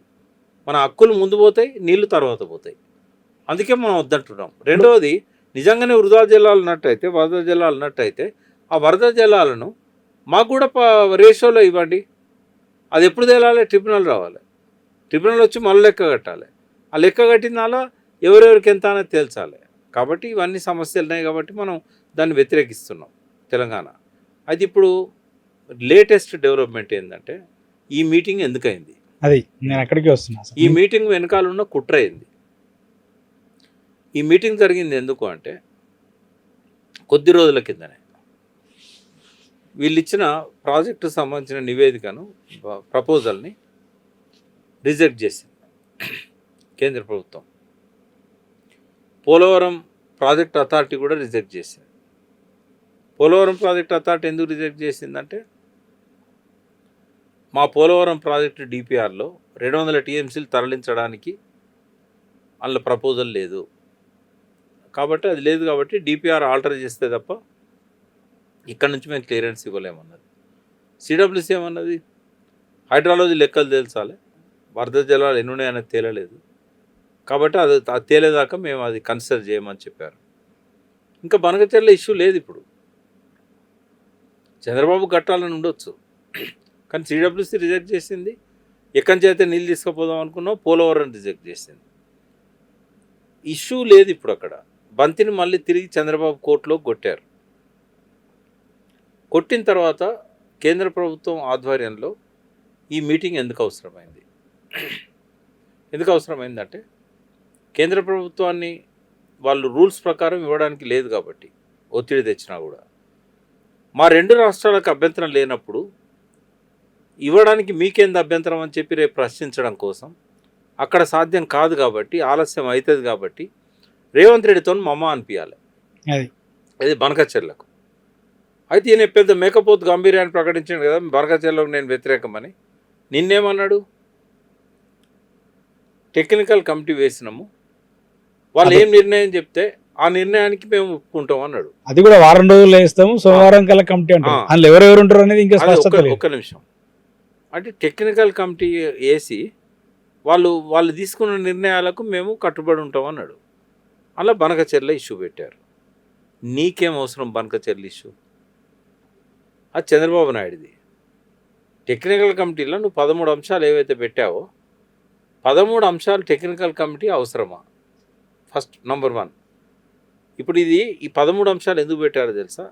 ఇక్కడే నేను కూడా మిస్గాడు. ఆయన ఇది ఒక ముందడుగాని కూడా చెప్పిన ఒక ఛానల్లో, బట్ నన్ను నేను కరెక్ట్ చేసుకోవాలి. ఎందుకంటే అక్కడ లైవ్ నడుస్తున్నప్పుడే టక్కన వీళ్ళు అడిగితే నేను ఈ చీఫ్ సెక్రటరీ రాసిన లెటరు, ఉత్తమ్ కుమార్ రెడ్డి రాసిన లెటర్ చూసి సంతోషపడ్డా. ఎందుకంటే ఎప్పటి నుంచో అపరిష్కృతంగా ఉన్నాయి కూడా అందులో పెట్టారు. ఈ 45 టీఎంసీలు పాలమూరు రంగారెడ్డి కానీ ఇట్లాంటివి చాలా ఉన్నాయి, టెలిమెట్రీ ఇట్లాంటివి. అయితే తర్వాత నాకు అర్థమైంది ఏంది ఈయన చేసిన కుట్ర అంటే, ఆ మీటింగ్లో బనకచెర్ల గురించే డిస్కస్ చేశారు. ఈయన చెప్పింది ఏంది, బనకచెర్ల ఉంటే నేను పోను అన్నాడు, బనకచెర్ల ఎజెండాలో లేదన్నాడు, పోయినాక డిస్కషన్ చేయలేదన్నాడు బయటకు వచ్చి. ఎజెండాలో ఉంది, చర్చ చేసి, ఇవన్నీ అబద్ధాలు. ఎందుకంటే ఆంధ్ర మీటింగ్కి వచ్చింది ఒకే ఒక్క అంశం మీద, సింగిల్ పాయింట్. మరి అది చర్చలో లేకపోతే వాళ్ళు ఎందుకు కూర్చున్నారు నీతోని? తర్వాత ఇలా చంద్రబాబు తన అవసరం కోసము ఈ మీటింగ్ ఏర్పాటు చేశాడు. ఈ 13 అంశాల మీద నువ్వేనడన్నా చంద్రబాబుని రమ్మని అన్నావా? ఏనాడన్నా కేంద్ర ప్రభుత్వాన్ని ఫిర్యాదు చేసినావా? ఇవి మొక్కుబడి కోసం, మా మీద నీళ్లు చల్లడం కోసం, మా కళ్ళు కప్పడం కోసం ఈ అంశాలు పెట్టావు. డిస్కస్ చేసిందేమో బనకచెర్ల మీద. ఇది నువ్వు చెప్పలేదు, బట్ ఆంధ్ర ఇరిగేషన్ మినిస్టర్ చెప్పాడు. అవును. తర్వాత ఇవాళ ప్రెస్ ఇన్ఫర్మేషన్ బ్యూరో వాళ్ళ ప్రెస్ నోట్లో ఉన్నది బనకచెర్ల మీద డిస్కస్ చేసినట్టుగా. ప్రసార భారతి టెలికాస్ట్ చేస్తున్న న్యూస్లో ఉన్నది. ఇవన్నీ గవర్నమెంట్ సంస్థలు కదా. రేవంత్ రెడ్డి ఎందుకు అబద్ధం చెప్పిండు అనేది ఆలోచించినప్పుడు ఫస్ట్ ఈ 13 అంశాలు ఏంది, దీనిలో ఎన్ని చర్చించాలని పోతే అలా చర్చించిన ఏం చెప్పన్నా ఇప్పుడు నా తెలంగాణ ప్రజలకు అర్థమవుతుంది. శ్రీశైలం డ్యామ్ కింద వచ్చిన గుంత పడ్డది. ఈ గుంత ఎన్నటి నుంచో కేసీఆర్ గారు కూడా లెటర్ రాశారు, ఇది రిపేర్ చేయాలని ఇరిగేషన్ శాఖ ఎన్నోసార్లు చెప్పింది. ఎందుకంటే అది ఆంధ్ర కింద ఉన్నది శ్రీశైలం. ఆ గుంత రిపేర్ చేయకపోతే డ్యామ్కు ముప్పు వస్తుందని కూడా చెప్పిన. లాస్ట్కి ఎన్డీఎస్ఏ చెప్పింది. దానికి ఎన్నడో పనులు చేపట్టిండు, ఎన్నడో బడ్జెట్ అలొకేట్ చేశారు, టెండర్స్ కూడా ఇచ్చినట్టున్నారు, ఆ వర్క్ జరుగుతుంది. ఇప్పుడు దాన్ని చర్చనీయాంశం ఎందుకు చేశావు? అది వివాదాంశం, అది కాదు కదా. ఆల్రెడీ అక్కడ టెండర్స్ ఇచ్చి పనులు జరుగుతున్న శ్రీశైలం గుంతది ఎన్డీఎస్ఏ కూడా రిపేర్ చేయమని చెప్పిన తర్వాత నీ అంశాలలో ఎందుకు పెట్టావు? అది అంటే తెలంగాణ తన హక్కుల కోసం, ప్రాజెక్టుల రక్షణ కోసం పాల్పడుతుందని మా కళ్ళు కప్పడానికి. జలయజ్ఞంలో వైఎస్ఆర్ కదా మీ ప్రాజెక్టులు అన్ని పెట్టినామని చెప్పి కలెక్షన్ల కోసం పెట్టి నీళ్ళు లేకుండా చేశాడు కదా. ఇది అదే కథ. మనకేంటంటే పునాదుల స్టేజ్లోనే అయిపోయినాయి అంతే. కొంతమంది మాలాంటి వాళ్ళని పిచ్చోళ్ళని చేయడానికి, తెలంగాణ పిచ్చోళ్ళం ఉంటాం కదా. ఇగో మేము పెట్టాం చూడు, రాజశేఖర రెడ్డి పెట్టినాడు కూడా ఆహా ఓ అన్న, కానీ తీరా చూస్తే ఏంటంటే నీళ్ళు రావని తర్వాత అర్థమైంది. ఈ కాలేజ్ శ్రీశైలం గుంతది టెక్నికల్ కమిటీ ఎందుకు? నిన్న జాతీయ వేదిక మీద డిస్కస్ చేయాల్సిన అవసరం ఎందుకు? అందులో ఏం డిస్ప్యూట్ ఉంది? ఎన్డీఎస్ఏ కూడా చెప్పిన తర్వాత డిస్ప్యూట్ ఏమన్నా ఉందా? వాళ్ళు చేయమన్నారా? ఆంధ్ర ప్రభుత్వం చేస్తామనే కదా అన్నది. జగన్ ఉన్నప్పుడే చెప్పారు కదా చేయాలి కూడా, చేయకపోతే ప్రాజెక్ట్ నంబర్ 1 అంటే అంశాలు చూపెట్టాలి కాబట్టి పెట్టిండు అన్నట్టు. రెండవది టెలిమెట్రీ, పోతిరెడ్డిపాడు ద్వారా వివిధ ప్రాజెక్టుల ద్వారా ఎన్ని నీళ్లు పోతున్నాయి అనేది టెలిమెట్రీ లెక్కలు. ఇది ఎప్పుడో 4 ఏళ్ల కింద డిసైడ్ అయింది కేఆర్ఎంబి బోర్డులో. దానికి డబ్బులు ఆంధ్రోళ్ళు కట్టలేదు. ఇప్పటి వరకు కూడా దాని మీద చర్చే లేదు. ఎందుకంటే బోర్డు చెప్పింది మీరు ఇంత అమౌంట్ కట్టండి, మీది అయితే కడతామని ఒప్పుకున్నారు. ఎప్పుడు లాస్ట్ టైమే ఒప్పుకున్నారు, కేసీఆర్ గారు ఉన్నప్పుడే ఒప్పుకున్నారు. దానిలో చర్చ ఏంది అసలు? దాని మీద టెక్నికల్ కమిటీ ఎందుకు? టెలిమెట్రీ అనేది నీళ్లను కొలిచే ఒక టెక్నికల్ అంశం, సాధనం అంతే. దానికి ఏదన్నా కానీ అంగీకారం అయింది కదా. 2 రాష్ట్ర ప్రభుత్వాలు డబ్బులు ఇచ్చేసుకోవాల్సిందే కదా. అది ఇప్పుడు కేంద్ర ప్రభుత్వం నాన్ ఇష్యూ అది. ఈ 2 నాన్ ఇష్యూసే. ఆ శ్రీశైలం గుంత నాన్ ఇష్యూయే, ఇది నాన్ ఇష్యూయే. 3వ నాన్ ఇష్యూ ఏంటంటే 45 టీఎంసీలను చంద్రబాబు నాయుడుకి ఇష్టం ఉన్నా లేకున్నా తెలంగాణకి ఇవ్వాల్సిందే 4 సార్ పైన. అది మనకు సిడబ్ల్యూసీతో అవసరం, చంద్రబాబు నాయుడుతో అవసరం లేదు. బచావ్ ట్రిబ్యునల్ రిపోర్ట్నే చెప్పారు. ఎప్పుడైతే ప్రకాశం బ్యారేజీ గోదావరి నీళ్ళు వస్తాయో deemed to be allocated to upper states అని, దాన్ని చర్చనీయాంశంగా ఎందుకు పెట్టాలి? అప్పుడే అడగాలి. నిన్న మీటింగ్లోనే బచావ్ ట్రిబ్యునల్ ప్రకారం మీరు ఏమన్నా అభ్యంతరాలు ఉంటే ఇప్పుడే చెప్పండి, మా పాలమూరు రంగారెడ్డి దాన్ని కేటాయించుకుంటామని నిన్న కమిట్ చేయించాల్సి ఉండే. దాని మీద చర్చ లేదు. ఇటువంటి ఇంపార్టెంట్ దాని మీదేమో చర్చ లేదు. టెలిమెట్రీ మీద మాట్లాడుకున్నారట, శ్రీశైలం గుంత మీద మాట్లాడుకున్నారట, ఇంకా కొన్ని ఇట్లాంటివే ఉన్నాయి. అంటే ఇవన్నీ ఆయనకు తెలిసి చేస్తున్నాడా, నిజంగా తెలియక చేస్తున్నాడా? ఆయనకు అన్ని తెలుసు. మన కళ్ళు కప్పడానికి చేస్తున్నాడు. మన కళ్ళు కప్పితే పర్లేదు, పక్కన ఉత్తమ్ కుమార్ రెడ్డి కళ్ళు కప్పుతున్నాడు. ఉత్తమ్ కుమార్ రెడ్డి ఏమనుకోవాలి? రేవంత్ రెడ్డి తెలంగాణ ఇష్యూస్ అన్ని కూడా తీసుకొచ్చిండు ఎజెండాలకు. 13 అంశాలు ఎప్పుడన్నా కేసీఆర్ పెట్టిండా అని అడుగుతున్నాడు. మరి ఏం సాధించింది? ఏం పగలబొడిచింది నిన్న? పోనీ అలా అంశాల మీద ఏమన్నా మీరు ఒక అండర్స్టాండింగ్ వచ్చిందా? దానికి టెక్నికల్ కమిటీ అవసరమా? అంటే రేవంత్ రెడ్డి ఒక ముఖ్యమంత్రిగా ఆలోచించట్లేదా? నేను ఒక తెలంగాణ అనే రాష్ట్రానికి ముఖ్యమంత్రిని అయినాను, తెలంగాణ రాష్ట్ర ప్రయోజనాలకు భంగం కలుగుతుంది, అది భంగం కలుగుతుంది. ఈ ముఖ్యమంత్రిగా నేను ఈ ఉన్నంత కాలం తెలంగాణకు మంచి చేయాలి తప్ప నష్టం చేస్తే నేను చరిత్రలో చరిత్రహీనుని అవుతా అని ఏం ఆలోచించట్లేదు. చెరువు మీద దొర జీతగాని పెట్టినప్పుడు ఊరు బాగుండాలనుకుంటాడా? నా దొర బాగుండాలనుకుంటాడు. నేను మళ్ళీ అదే ఉదాహరణ చెప్తా. నేను ఏమంటున్నా అంటే స్వామి భక్తి, కృతజ్ఞత, ఈ గురుదక్షిణ ఇవన్నీ కూడా నరనరన జీర్ణించకపోయినాయి ఆయనకు. వాటి ముందడానికి ఏం కనబడదు. ఎందుకంటే జీవితంలో అసాధ్యం అనుకున్న సీట్లకు ఆయన కూర్చోబెట్టిన వ్యక్తి మీద ప్రాణం కూడా ఇస్తారు అవసరమైతే. అది మానవ ధర్మం కూడా. కానీ ఇక్కడ ప్రజల ప్రయోజనాలు ఎందుకంటే ఆయన ప్రతిపాదించవచ్చు, కానీ జనం కదా ఓట్లేసి గెలిపించింది. ఇప్పుడు సోయి తెచ్చుకోవాల్సింది రేవంత్ రెడ్డి కాదు, ఈ ఓట్లేసిన జనం.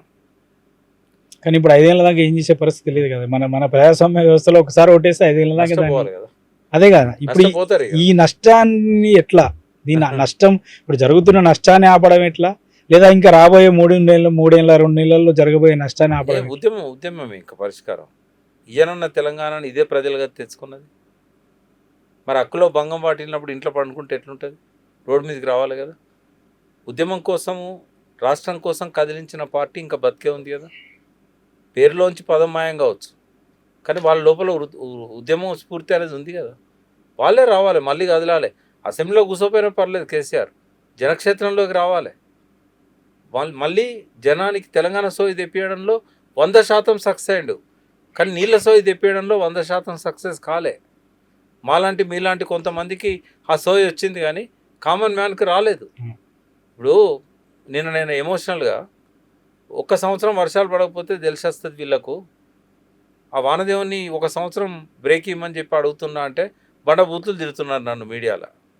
సరే తిట్టిన, ఎందుకంటే ఆ తిట్టేటోళ్ళకు ప్రజల పట్ల ఏమన్నా కొంత కృతజ్ఞత ఉన్నట్టు అనిపించింది. ఎందుకంటే తిడుతున్నారు, వర్షం పడొద్దు అని అన్నందుకు తిడుతున్నారు కాబట్టి ప్రజల గురించి ఆలోచిస్తున్నారు అని చెప్పి నేను పాజిటివ్గా తీసుకున్నా. కానీ ఎంత తెలియదోకోవాలంటే, పక్కన గోదావరిలో వందలాది టీఎంసీలు పోతుంటే వాటి గురించి ఆలోచించకుండా ఈ వెధవలంతా ఆకాశం దిక్కు చేపెట్టుకొని చూస్తాను వర్షం ఎప్పుడు పడుతుంది. కప్పతల్లాట కూడా ఆడాలి ఇక, బుడగోసులు పెట్టుకొని, వానదేవుడా. తలాపున గోదావరి పోతుంది, పక్కన కృష్ణమ్మ పోతుంది. ఈడ కలవకుర్తి పంపులు ఆన్ చేసుకుంటలేరు, ఆడ కాళేశ్వరం పంపులు ఆన్ చేయడం లేదు. ఈ సన్యాసులకు సోయి ఉండాలి కదా. నన్ను తిట్టేటోళ్ళనే అడుగుతున్నాను నేను ఎందుకన్నా అంటే, కరువు వస్తే తెలుస్తుంది. ఎందుకన్నా అంటే, ఆకాశంలో వర్షం పడుతుందో పడదో కాదురా, ఇక్కడ మన కళ్ళ ముందు నుంచి 100 టీఎంసీలు పోతున్నాయిరా వెధవా. నన్ను తిడితే కాదు, నిన్ను నువ్వు తిట్టుకో, నీ తెలియదొక్కతనాన్ని తిట్టుకో, నీ అవగాహన లోపానికి తిట్టుకో. పక్కన వర్షం నీళ్ళన్నీ పోతూ ఉంటే ఎత్తిపోసుకోవడం, పంపులు రెడీగా ఉన్న తర్వాత చాతగాంతనం, దాన్ని ప్రశ్నించడం చేత కాదు నీకు. నేను వానబడద్దు అన్నందుకు నన్ను తిడతావా? ఇట్లాంటి వెధవలనంతకాలం తెలంగాణ బాగుపడదు. ఈ ప్రజలే, ఆ ఉద్యమకారులే ఇటువంటి వెధవలను బండకేసి కొట్టాలి. సరే ఏదైనా కానీ మళ్ళీ చెప్తున్నా, ఇవాళ వర్షాభావ పరిస్థితులు వచ్చినాయి. మనం కోరుకుంటే రావు, మనం వద్దంటే ఆగవు. నేను అన్నంత మాత్రాన వర్షాలు పడకుండా ఆగవు, లేదా కరువు రావాలంటే కరువు రాదు. బట్ ఇవాళ కరువు పరిస్థితి 39% డిఫిసిట్ ఉంది వర్షపాతం. ఇప్పుడు పరిస్థితి ఏంది? ఎత్తిపోసుకోమంటే అన్నారం సుందిలో ఎన్డీఎస్ఏ వద్దన్నది అన్నారు. అదే నేను అక్కడికి వస్తున్నాను. సరే అన్నారం సుందిల్లా కాళేశ్వరం అంటే కూలిపోయింది, ఏం కాలేదు, దానికి ఏం కాలేదు, ఇక్కడ నుంచే ఎత్తిపోయాలా, ఇదే మెయిన్ ఇంటేక్ వెళ్ళి అదే చెప్తున్నారు. మరి దేవాదులకు ఏమైంది? దేవాదుల దగ్గర నుంచి ఎత్తిపోసుకోవచ్చు. ఇప్పుడు మా వరంగల్ లాంటి జిల్లా కావచ్చు, జనగామ లాంటి ప్రాంతంలో 3,60,000 ఎకరాలకు పైగా నీళ్ళు అందక రైతులు వేసిన విత్తనాలు ఎండిపోయి అన్నమ రామచంద్రన్ అంటూ చూస్తున్నారు. అంతే, అది కలవకుర్తిలో కూడా అదే పరిస్థితి కదా. అంటే ఒక్క నిమిషానికి అనుకుందాం, మేడిగడ్డ పని చేస్తలేదు, పనికిరా అనుకుందాం ఒక్క నిమిషానికి. ఇక్కడ పనికి వచ్చే, ఇక్కడ ఎలాంటి ప్రాబ్లం లేదు కదా. మీరు అన్నట్టుగా కళ్ళ ముందు నుంచి జారిపోతున్న నీళ్లు, ప్రవహించుకుని ఇట్లా పోతున్నటువంటి నీళ్లను మోటార్ లాంచ్ చేసుకొని ఇక్కడ ఇప్పుడు నాది రామప్ప చెరువు ఫస్ట్ రిజర్వాయర్, దానికి అది నింపాలి, అది నింపి అక్కడ నుంచి తీసుకుపోవాలి. ఇప్పటి వరకు అందులో సగానికంటే చాలా అట్టడుగున ఉన్నాయి నీళ్లు.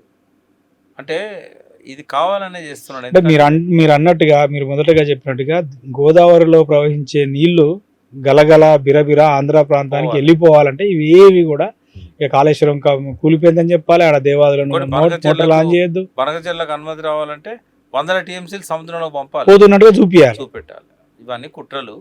అంటే మీరు అన్నట్టు అసలు గోదావరిలో వరద జలాలే లేవంటున్నారు కదా. అదే మీరు కాదు, వెదిరే శ్రీరామే కాదు, మనకు అనుమతి ఇచ్చినప్పుడు మేడిగడ్డకు వాళ్ళు చెప్పింది ఏంది, 284 టీఎంసీలు అవైలబిలిటీ ఉంది ఇక్కడ అన్నారు. అందులో మళ్ళీ 63 టీఎంసీలు పై రాష్ట్రాలకు చెందినవి. అవి ఎప్పుడైనా వాళ్ళు కట్టుకోవచ్చు. వాళ్ళు కట్టుకోలేదు కాబట్టి 63 టీఎంసీలు వస్తున్నాయి. ఎప్పటికి వస్తాయి అన్న గ్యారంటీ లేవన్నారు. 284కి వెళ్ళి 63 తీసేసినాం అనుకోండి, ఇంకెంత 221. 221 టీఎంసీలు మాత్రమే ప్రాణహితలో అవైలబుల్ ఉంది. 221లో 180 టీఎంసీలు మనమే పెట్టుకున్నాం. తర్వాత రేపు 30 టీఎంసీ వస్తే ఇంకా కొంత ఎక్కువ పెట్టుకుంటాం, ఎందుకంటే మనకు 962 టీఎంసీలు వాడుకోవడానికి ఉన్నది. అవును. అక్కడనే మనకు సరిపోని ప్రాణహిత దగ్గర నీళ్ళు లేవు. ఇంద్రావతి వస్తుంది కింద. ఇంద్రావతిలో వచ్చే నీళ్ళల్లో ఛత్తీస్గఢ్ తన షేర్ను మొత్తం మేము వాడుకుంటామని చెప్తాను. ఇదివరకు ఏమన్నారంటే మా దగ్గర నటనడి అడవిలోకి వెళ్ళిపోతుంది గోదావరి, మాకు డ్యాములు కట్టుకోలేము, వ్యవసాయం చేసుకోలేము, భూములు లేవు అన్నారు. ఎప్పుడైతే కేసీఆర్ 139 మెగావాట్ల పంపు పెట్టిండో వాళ్ళ కోరిక పుట్టింది, మేము కూడా ఎందుకు పంపులు పెట్టి ఎత్తిపోసుకోవద్దు. ఫడ్నవీస్ గారును జగన్ దాని ఇనాగరేషన్కి వచ్చింది. ఈయనకేమో బనకచెర్ల సాధ్యమైద్దని అనిపించింది, ఆయనకేమో వైన్గంగా నది దగ్గర తెల్లారే పోయి శంకుస్థాపన చేసి ఇక్కడ అడిగిపోయాడు లిఫ్ట్ చేసుకోవడానికి ఒక నది నుంచి ఇంకో నదికి. అంటే ఇక్కడ చూసిన తర్వాత వాళ్ళకు ఒక ఆలోచన పుట్టింది. అప్పటిదాకా లిఫ్ట్ లేవు కదా, ఏమున్నా చిన్న చిన్న లిఫ్ట్ ఉండేది. మనం అంటే మనం ఇంటర్వ్యూ స్టార్టింగ్ పాయింట్ ఇక్కడ ఏమైందంటే ఇంద్రావతిలో నీళ్లు ఛత్తీస్గఢ్ వాటా వాళ్ళకి దాదాపు 141 టీఎంసీ వాళ్ళు వాడుకోమనంటే నదుల అనుసంధానానికి ఒప్పుకున్నారు. తర్వాత వచ్చిన ప్రభుత్వం ఏమన్నది, మేము లిఫ్ట్ చేసుకుంటాం కానీ మేము వాడుకుంటాం, ఇంత ముందులాగా నదుల అనుసంధానానికి మేము ఒప్పుకోమన్నాడు. వాళ్ళే ఒప్పుకుంటాం అన్నోళ్ళు లిఫ్టులు చూసినాక మేము ఒప్పుకోమన్నారు. ఇప్పుడు పైన ఒరిస్సాలో అక్కడ ఒక 140 టీఎంసీలో 130 టీఎంసీలో సర్ప్లస్ ఉంది. అది ఇది కలిపితే మనకు ఇంకొక 200 టీఎంసీలు వస్తుందని అనుకుందాం.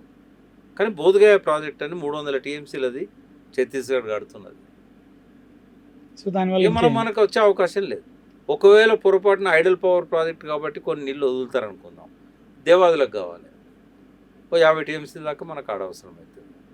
తర్వాత కింద సీతారామ బ్యారేజ్ మధ్యలో పెద్ద నదులేం కలవాయి, చిన్న చిన్న పెద్దవాగు, ఆ వాగు ఈ వాగు జంపన వాగు అవి కొన్ని కలుపుతాయి. సీతారామ ప్రాజెక్టు మనుగురు దగ్గర ఉంది, దుమ్ముగూడెం దగ్గర, దానికే నీకు నీళ్ళు లేవు.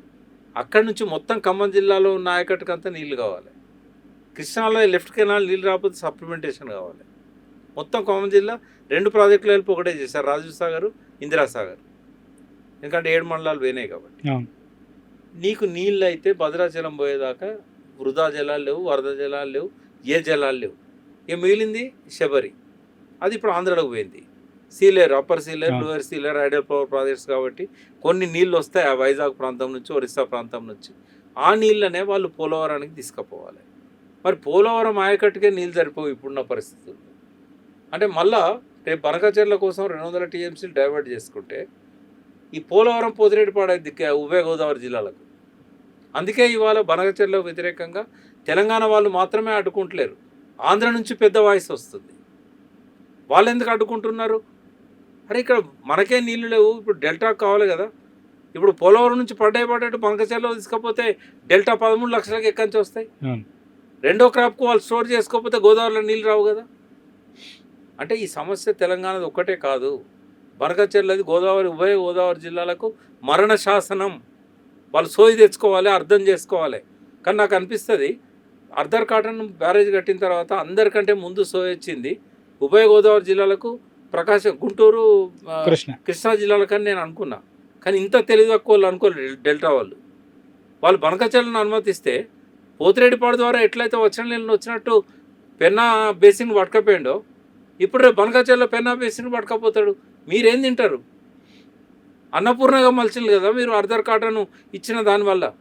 అపర భగీరథుని కొల్చారు కదా, మరి సోయి తెచ్చుకోరా ఇప్పటికైనా. డెల్టా రైతులను అడుగుతున్నా, నేను డెల్టా మేధావులను అడుగుతున్నా.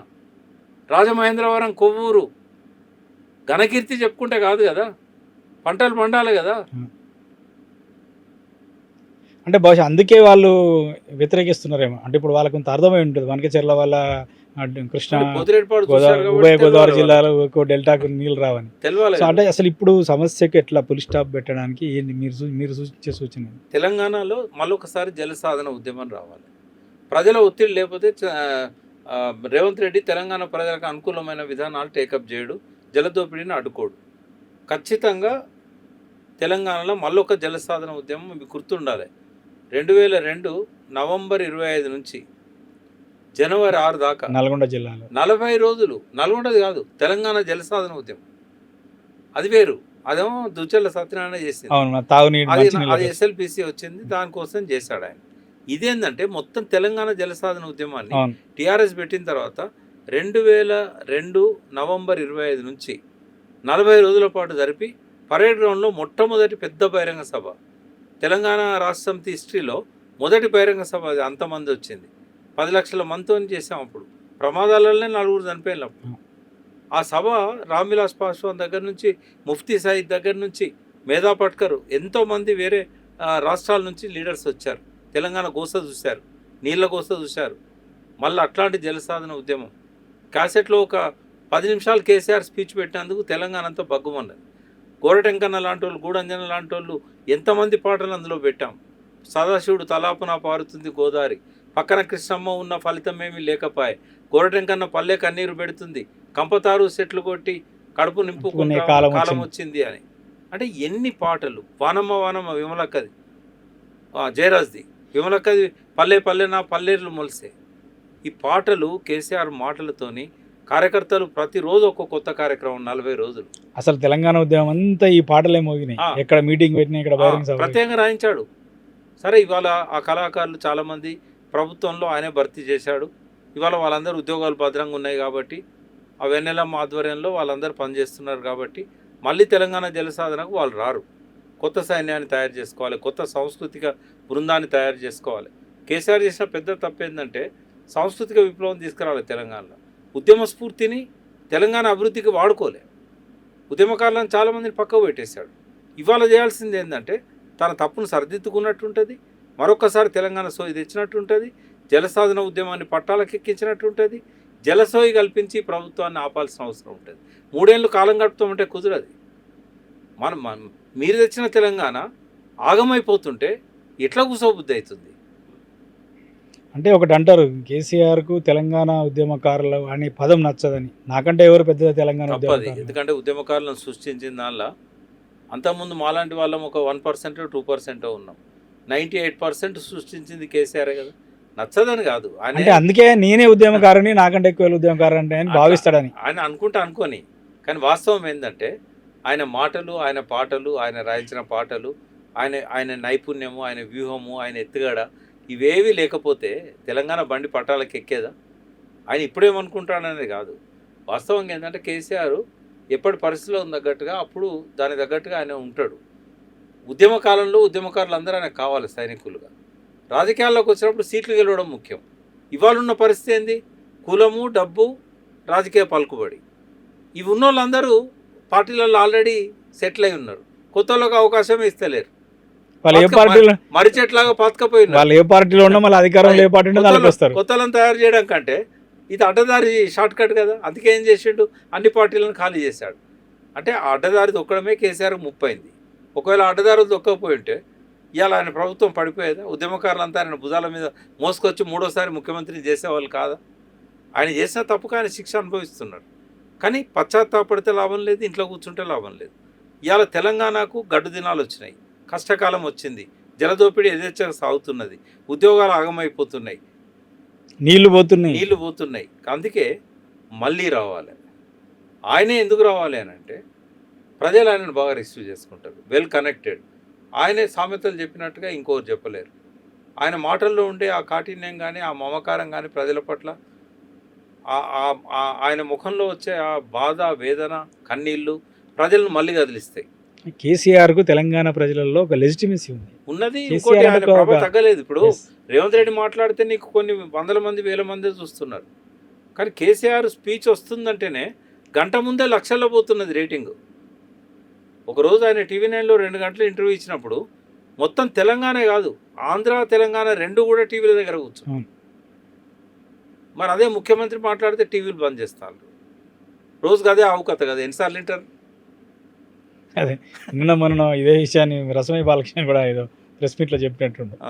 రేవంత్ రెడ్డి మాట్లాడుతుంటే చిచ్చి అని అందరూ టీవీలు బంద్ చేస్తున్నారు. నేనైతే బంద్ చేస్తున్నా చాలా రోజులు. మీరు జనం కూడా చేస్తున్నారు. రేవంత్ రెడ్డి నిన్న కూడా టీవీ బంద్ చేయడం వల్లనే నేను మిస్ అయ్యాడు. ఆయన ఆ టీవీ పెట్టుకొని ఉంటే అంటే ఇప్పుడు మీరు అన్నట్టు ఇష్టం ఉన్నా లేకున్నా ఒక ముఖ్యమంత్రి అంటే ఆయన తప్పు చేస్తున్నా కూడా తప్పును తెలుసుకోవడానికి వినాల్సి వస్తుంది, చూడాల్సి వస్తుంది. ఏం మాట్లాడుతున్నా ఫాలో కావాలి. నాకు ఆల్రెడీ బ్రెయిన్ హెమరేజ్ అయింది. డాక్టర్ ఏం చెప్పిండంటే ఎమోషన్ కావద్దన్నాడు. ఎమోషన్ కావద్దన్నాడని నేను డిబేట్స్లో పోతలేను. మెయిన్ స్ట్రీమ్ మీడియాలో డిబేట్లో పోక 2 సంవత్సరాలు అయింది. ఇంకా 2022లో నాకు బ్రెయిన్ హెమరేజ్ అయింది. కాబట్టి నేను ఎమోషన్ కావద్దు. కానీ కేవలం ఆయన వార్తలు చూస్తున్నప్పుడు, ఆయన మాట్లాడే మాటలు, అబద్ధాలు చూస్తున్నప్పుడు రక్తం ఉప్పొంగుతుంది. కాబట్టి నా హెల్త్ నాకు ముఖ్యం. అది సహజం కదా, అంటే ఆ. మనిషిలో ఉండే ఒక ఆ. Natural reaction. నా హెల్త్ కాపాడుకోవడానికి నేను అప్పుడప్పుడు అదుపు తప్పి కూడా మాట్లాడుతున్నా. ఆవేశంగా కొన్నిసార్లు ఎమోషన్ అయ్యి, బ్లడ్ బాయిల్ అయ్యి, ఆవేశంగా మాట్లాడి కొన్ని నా నోట్లోంచి రాని పదాలు కూడా వస్తున్నాయి. నన్ను నేను సంజాయించుకోవాలి మొదలు. అంటే దానికి కారణం అక్కడ వాళ్ళు ప్రవర్తిస్తున్న తీరు, వాళ్ళు మాట్లాడుతున్న అది కాదు, మాటలు. తెలంగాణ ఊపిరిగా బతికిన వాళ్ళం కదా రమణ. ఇప్పుడు నేను మిమ్మల్ని పోవడానికి కాదు, ఇవాళ ఉన్న జర్నలిస్టులల్లో 97లో తెలంగాణ కోసం ఎవ్వరు రాని రోజుల్లో తెలంగాణ మహాసభలో మనం కలిసి పనిచేసినాం. అవును. ఆ? వీళ్ళకి గుర్తుండదు అది. మా రూమ్ లోనే ఆ తెలంగాణ బులెటిన్ బులెటిన్ తీసుకొచ్చిన తెలంగాణ టేప్ మహాసభ. రికార్డర్ పెట్టి ఆ స్పీచ్లన్నీ కూడా రాపోల పాస్. ఆనంద భాస్కర్ Yes. ఎస్పీ కాలేజీ ఆ పక్కన అవును. ప్రగతి వేదిక మీటింగ్ పెట్టినప్పుడు దాసరి రంగాచార్య, జయశంకర్ గారు వీళ్ళందరూ వచ్చినప్పుడు నువ్వు పెన్ను పట్టుకొని నోట్స్ అన్ని రాసి ఆ పత్రికలో ప్రింట్ చేసినాం. అంటే మనం 25 ఏళ్ళ జీవితాన్ని, 25 ప్లస్ 3 28 ఏళ్ళ జీవితాన్ని మనం పెట్టాం కదా. మనకు బ్లడ్ బాయిల్ కాకపోతే కూర్చొని డబ్బులు సంపాదించడం వాళ్ళకి అవుతుందా? నేను అదే చాలా సార్లు చెప్తుంటా, 2001లో తెలంగాణ ఉద్యమం ప్రారంభం కాలే, 2001 కంటే ముందే అయింది, 96 నుంచి అయింది, 96 నుంచి అయింది. దానికంటే ముందు వరంగల్ డిక్లరేషన్ కూడా ఉందని చెప్తాం. చాలా. సరే, అది చాలా మంది దాన్ని గుర్తించడానికి అంగీకరించారు, ఎందుకంటే అది గుర్తిస్తే ఇది సరే second వాళ్ళు ఎవరు wave. గుర్తించినా గుర్తించకపోయినా ఇవాళ మన రక్తం ఎందుకు మరుగుతుందంటే మనం తెలంగాణ ఊపిరిగా శ్వాసగా Yes. బతికినాం. ఇలా 1200 మంది పిల్లలు బలిదానాలు చేసుకున్నారు. దేనికోసం చేసుకున్నారు వాళ్ళు? మరి వాళ్ళ వాళ్ళ త్యాగాలకు ఫలితం ఉండాలి. ఎన్ని మీటింగ్లు ముచ్చట పోయినాం, కావచ్చు తెలంగాణ తెలంగాణ. మహాసభతో ఎన్ని మీటింగ్, ఆ. సూర్యాపేట పోయినాం, నల్గొండ వేల పోయినాం, మందిని ఎన్ని కలిగించాం. ఎక్కడ ఎన్ని అంటే మీటింగ్. ఇంత సోయి కలిగించినాం, ఇంత లిటరేచర్ తయారు చేసినాం. నదుల గురించి నాకు ఏం అవసరం, నేను అడ్వకేట్ని, కోర్టులో ప్రాక్టీస్ చేసుకున్నటువంటి. ఒక్కొక్క నది దగ్గర పోయి ఇవాళకి కూడా ఛాలెంజ్ చేస్తా. తెలంగాణలో నేను చూడని నది లేదు, నేను చూడని ప్రాజెక్ట్ లేదు, నేను తిరగని నది లేదు. ఇవాళ ఎంతమంది ఇంజనీర్లకు మొత్తం ప్రాజెక్టులు చూసిన ఉన్నారు, ఎంతమంది పొలిటీషియన్స్ మొత్తం ప్రాజెక్టులు చూసిన ఉన్నారు. అర్ధరాత్రి నిద్రలు లేపితే గడగడ చెప్తే నేను లెక్క ఇంతసేపు నీతో మాట్లాడిన నా దగ్గర ఫిగర్స్ ఉన్నాయా? అంటే ఇంత మమేకమై పనిచేసిన వాళ్ళకు ఉండే ఆవేదన. అంటే మనం ఉద్యమంలో జీవించడం, ఉద్యమంలో మమేకమైన మన జీవితమే ఉద్యమం అనుకున్నాం. మనలాంటి వాళ్ళకు ఉండే ఆవేదన, ఆర్ద్రత తెలంగాణ ఉద్యమకారుల మీద తుపాకీ తీసిన అనుకుంటుందా? ఎన్నడు జై తెలంగాణ అనను అనుకుంటుందా? నేను ఆ మాటను ఆర్టికల్లో రాసినందుకు రేవంత్ రెడ్డి నా మీద పర్సనల్ గా కక్ష కట్టిండు. ఇప్పటికి చేస్తాడు, ఏం చేస్తాడు, చేసేదేముంది ఆయన. సరే, అట్లాంటి రేవంత్ రెడ్డిలకి భయపడతామా పెద్ద పెద్ద రాజ్యాలకి? నేను అనేది ఏంటంటే ఇప్పటికైనా తెలంగాణ తెచ్చుకున్న సంతోషం 3 నాళ్ళ ముచ్చట కాకూడదు. తెలంగాణ ఉద్యమకారులు, తెలంగాణ కోసం పనిచేసిన పార్టీలు, ఆ పార్టీలు పర్మిట్ చేయకపోతే వదిలేసైనా మళ్ళీ మహోద్యమంలోకి రావాలి. ఇవాళ తెలంగాణ అస్తిత్వమే ప్రమాదంలో పడ్డది. తెలంగాణ తల్లి కిరీటం మాయమైంది, తెలంగాణ తల్లి చేతిలో బతుకమ్మ మాయమైంది.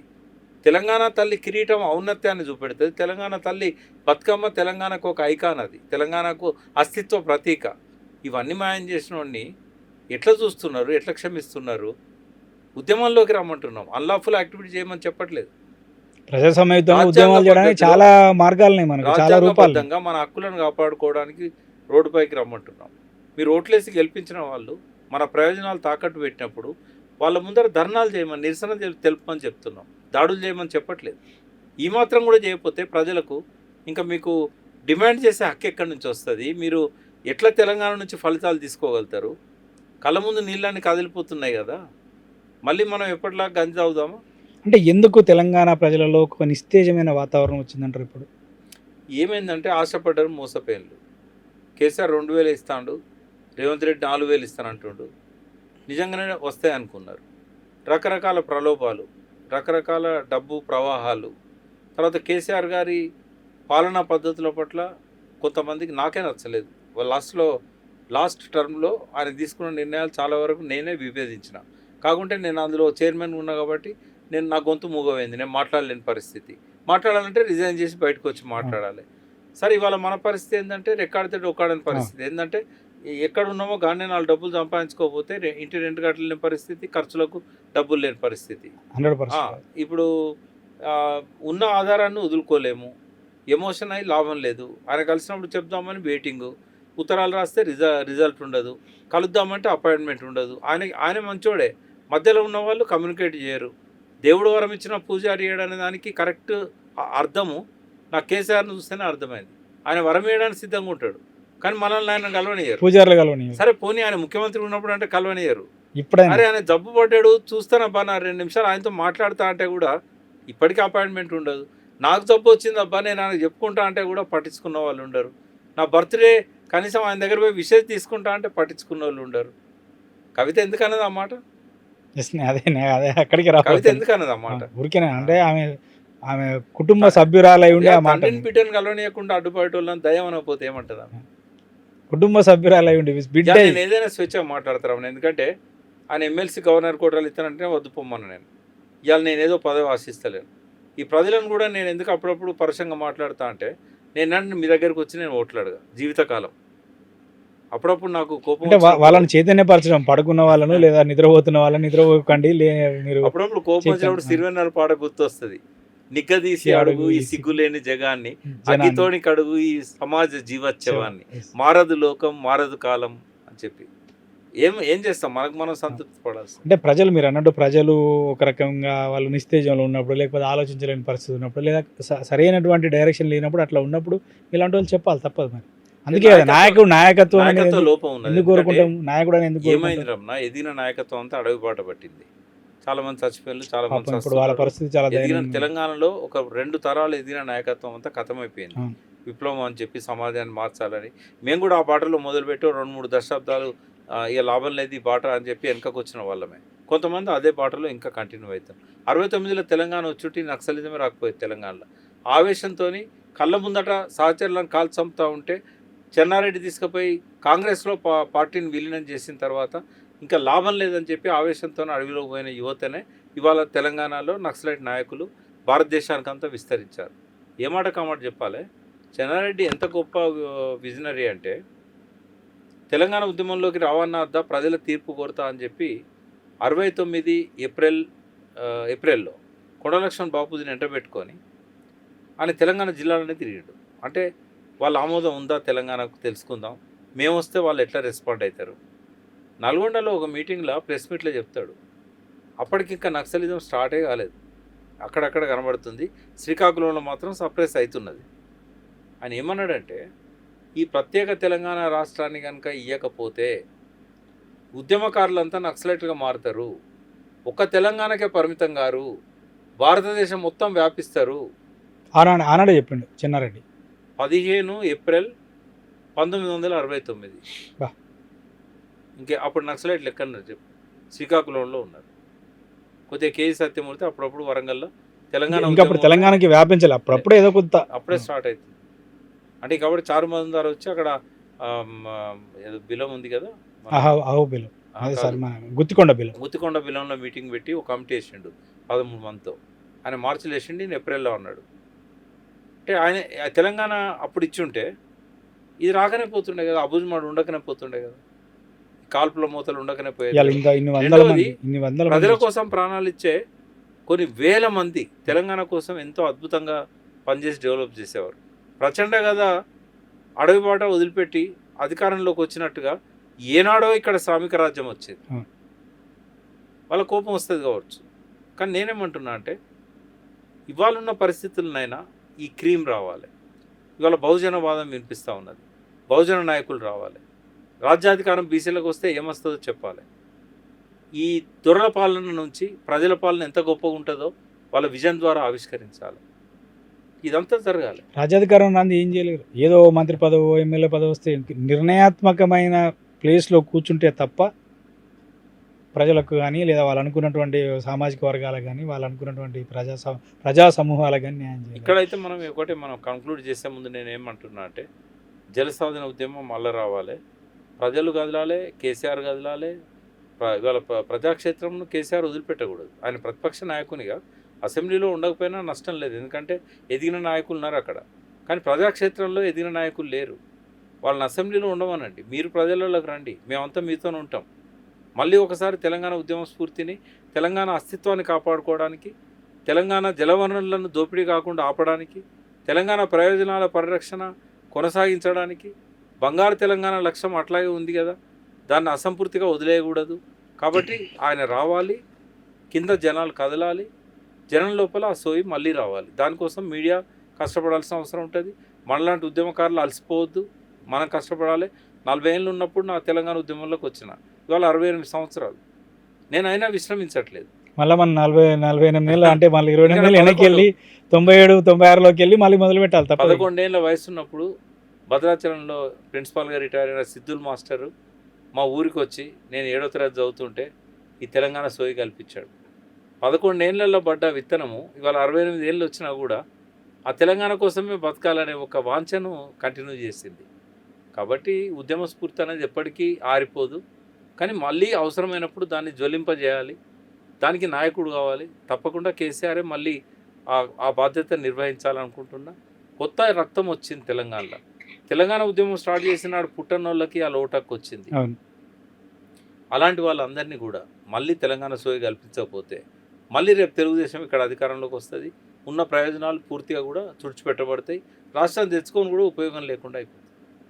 రైట్. అంటే తెలంగాణ రాష్ట్రానికి జరుగుతున్నటువంటి నష్టాన్ని నివారించడం కోసం కేసీఆర్ గారు మళ్ళీ ప్రజాక్షేత్రంలోకి రావాలి. ఎందుకంటే కొట్లాడి సాధించి తెచ్చుకున్న తెలంగాణ మళ్ళీ తెరలైపోయేటువంటి ఒక ప్రమాదం ఏర్పడుతుంది. కాబట్టి ఇప్పటికైనా ప్రజలు, తెలంగాణలో ఉన్నటువంటి బుద్ధిజీవులు, మేధావులు, చైతన్యవంతులైన వాళ్ళు మరొక్కసారి నీటి కోసం, వనరుల కోసం పోరాటం చేయాల్సినటువంటి అవసరం ఉంది. ముఖ్యంగా కేసీఆర్ లాంటి వాళ్ళు అనుభవజ్ఞులైనటువంటి 14 ఏళ్ల పోరాటం, 10 ఏళ్ల ముఖ్యమంత్రిగా పరిపాలన చేసినటువంటి అనుభవం ఉన్న నాయకులు మళ్ళీ ప్రజల్లోకి వచ్చి మరి ప్రజలను చైతన్యవంతం చేస్తే తప్ప ఇవాళ ఈ రాష్ట్రంలో అధికారం ఉన్నటువంటి ప్రభుత్వానికి నాయకత్వం వహిస్తున్నటువంటి రేవంత్ రెడ్డి తెలంగాణకు చేస్తున్నటువంటి కుట్రలను ఆపలేమన్నది వి ప్రకాష్ గారి యొక్క అభిప్రాయం. థ్యాంక్ యూ వి ప్రకాష్ గారు.